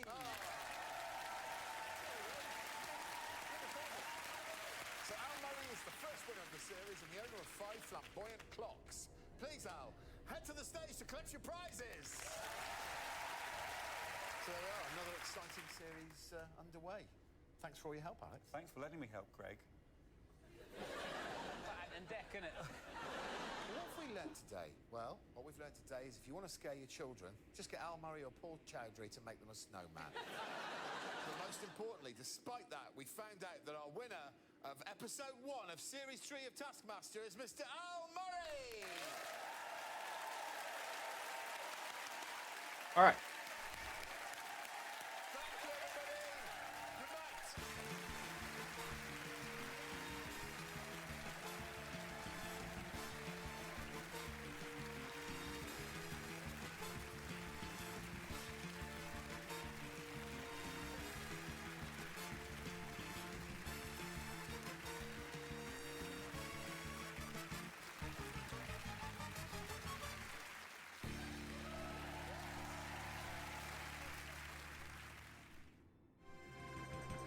For more Taskmaster, subscribe now. I gotta go butcher the whole gang, apparently. Classic.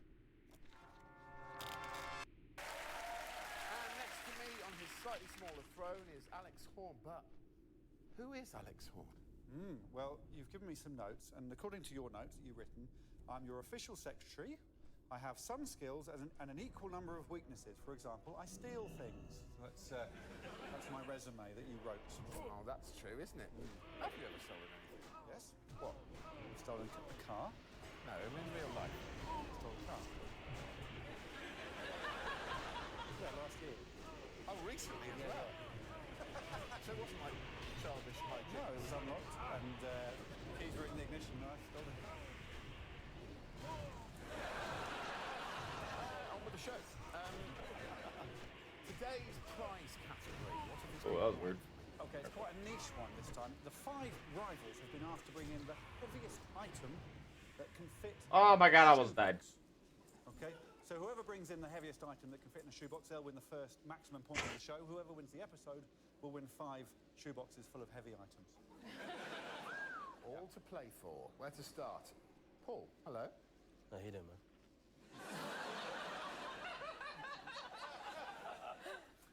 I'm doing better now. What heavy item did you bring, and why am I going to give you all the points for it? Because it's heavy. Really? What is it? Melon, innit?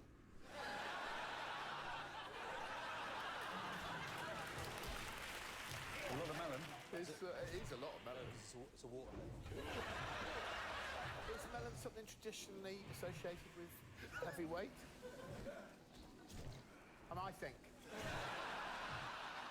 think of words that I would pop before weight to emphasise the heaviness. I'd say lead, maybe.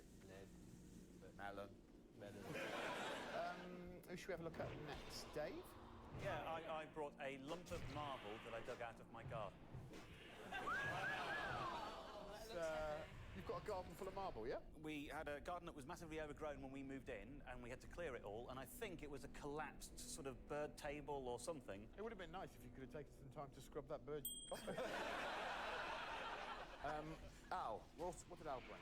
I brought Alan Bullock's classic history, Hitler and Stalin Parallel Lives.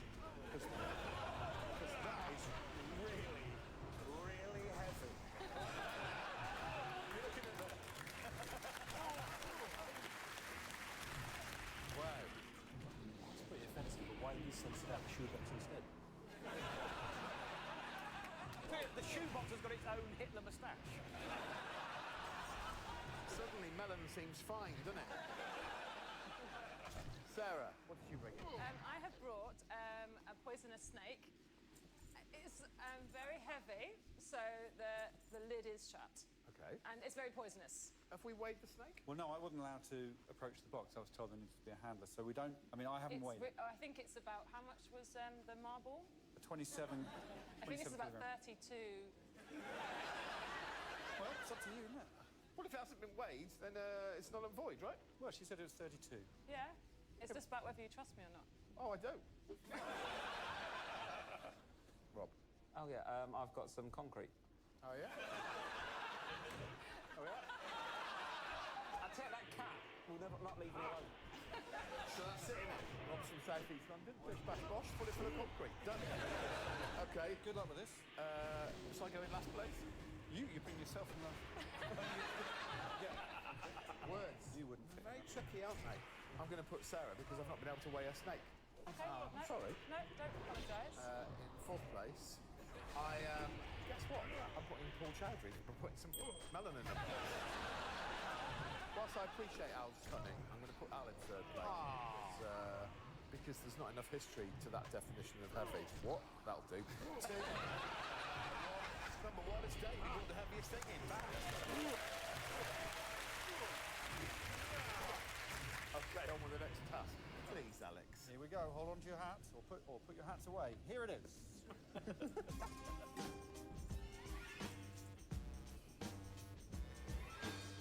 What a fight.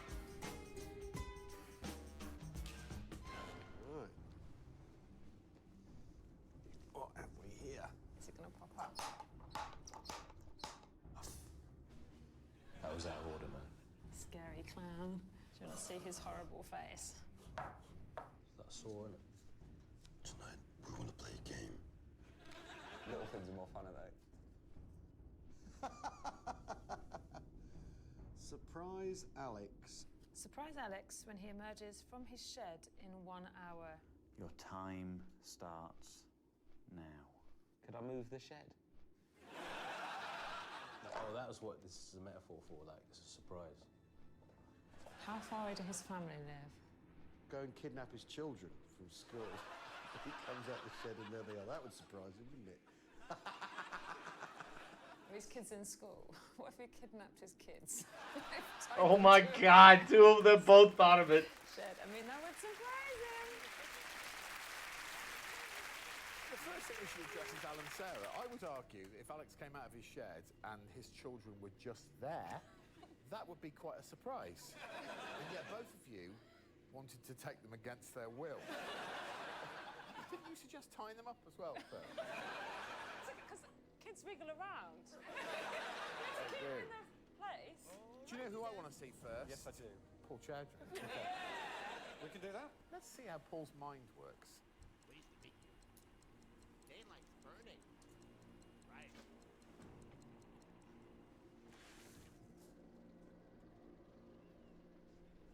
Okay.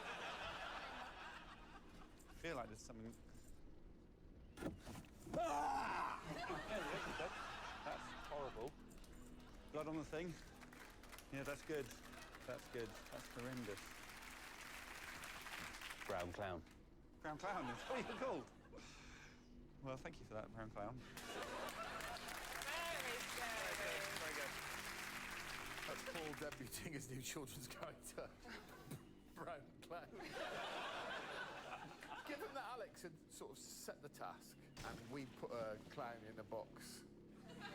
Like a human one, isn't it? Yeah, I mean, yeah. Sure, I knew that was you. that small box, so I thought if I did the real thing, well, you were pretty surprised, didn't it? I mean, I was quite surprised. So I've been in there for an hour. This is what I do. I go in there, I do my secretarial duties. I knitted, that occasion I knitted you some little booties. Oh, thanks. Yeah, a couple of them. They're nice. Yeah. Thank you. And I came out and I saw the box, and I was surprised to see the box, but I did think there's probably a clown in the box. Yeah. If there was a surprise-o-meter, how high would it have gone? It's a massive if. It's a massive if. Isn't it? Yeah. About that high. That high? I want to know how long you were in the box hiding as the brown clown for. About 45 minutes. 45 minutes. Do you want to move on to Sarah? I mean, honestly, I want to stay here all the time. Oh, I love you, Paul. Yeah, let's move on to Sarah. Okay. I mean, presumably someone's going to get hurt. Yeah, someone did. Yeah, I'm gonna take a break for time. Thanks for watching. We'll talk to you later.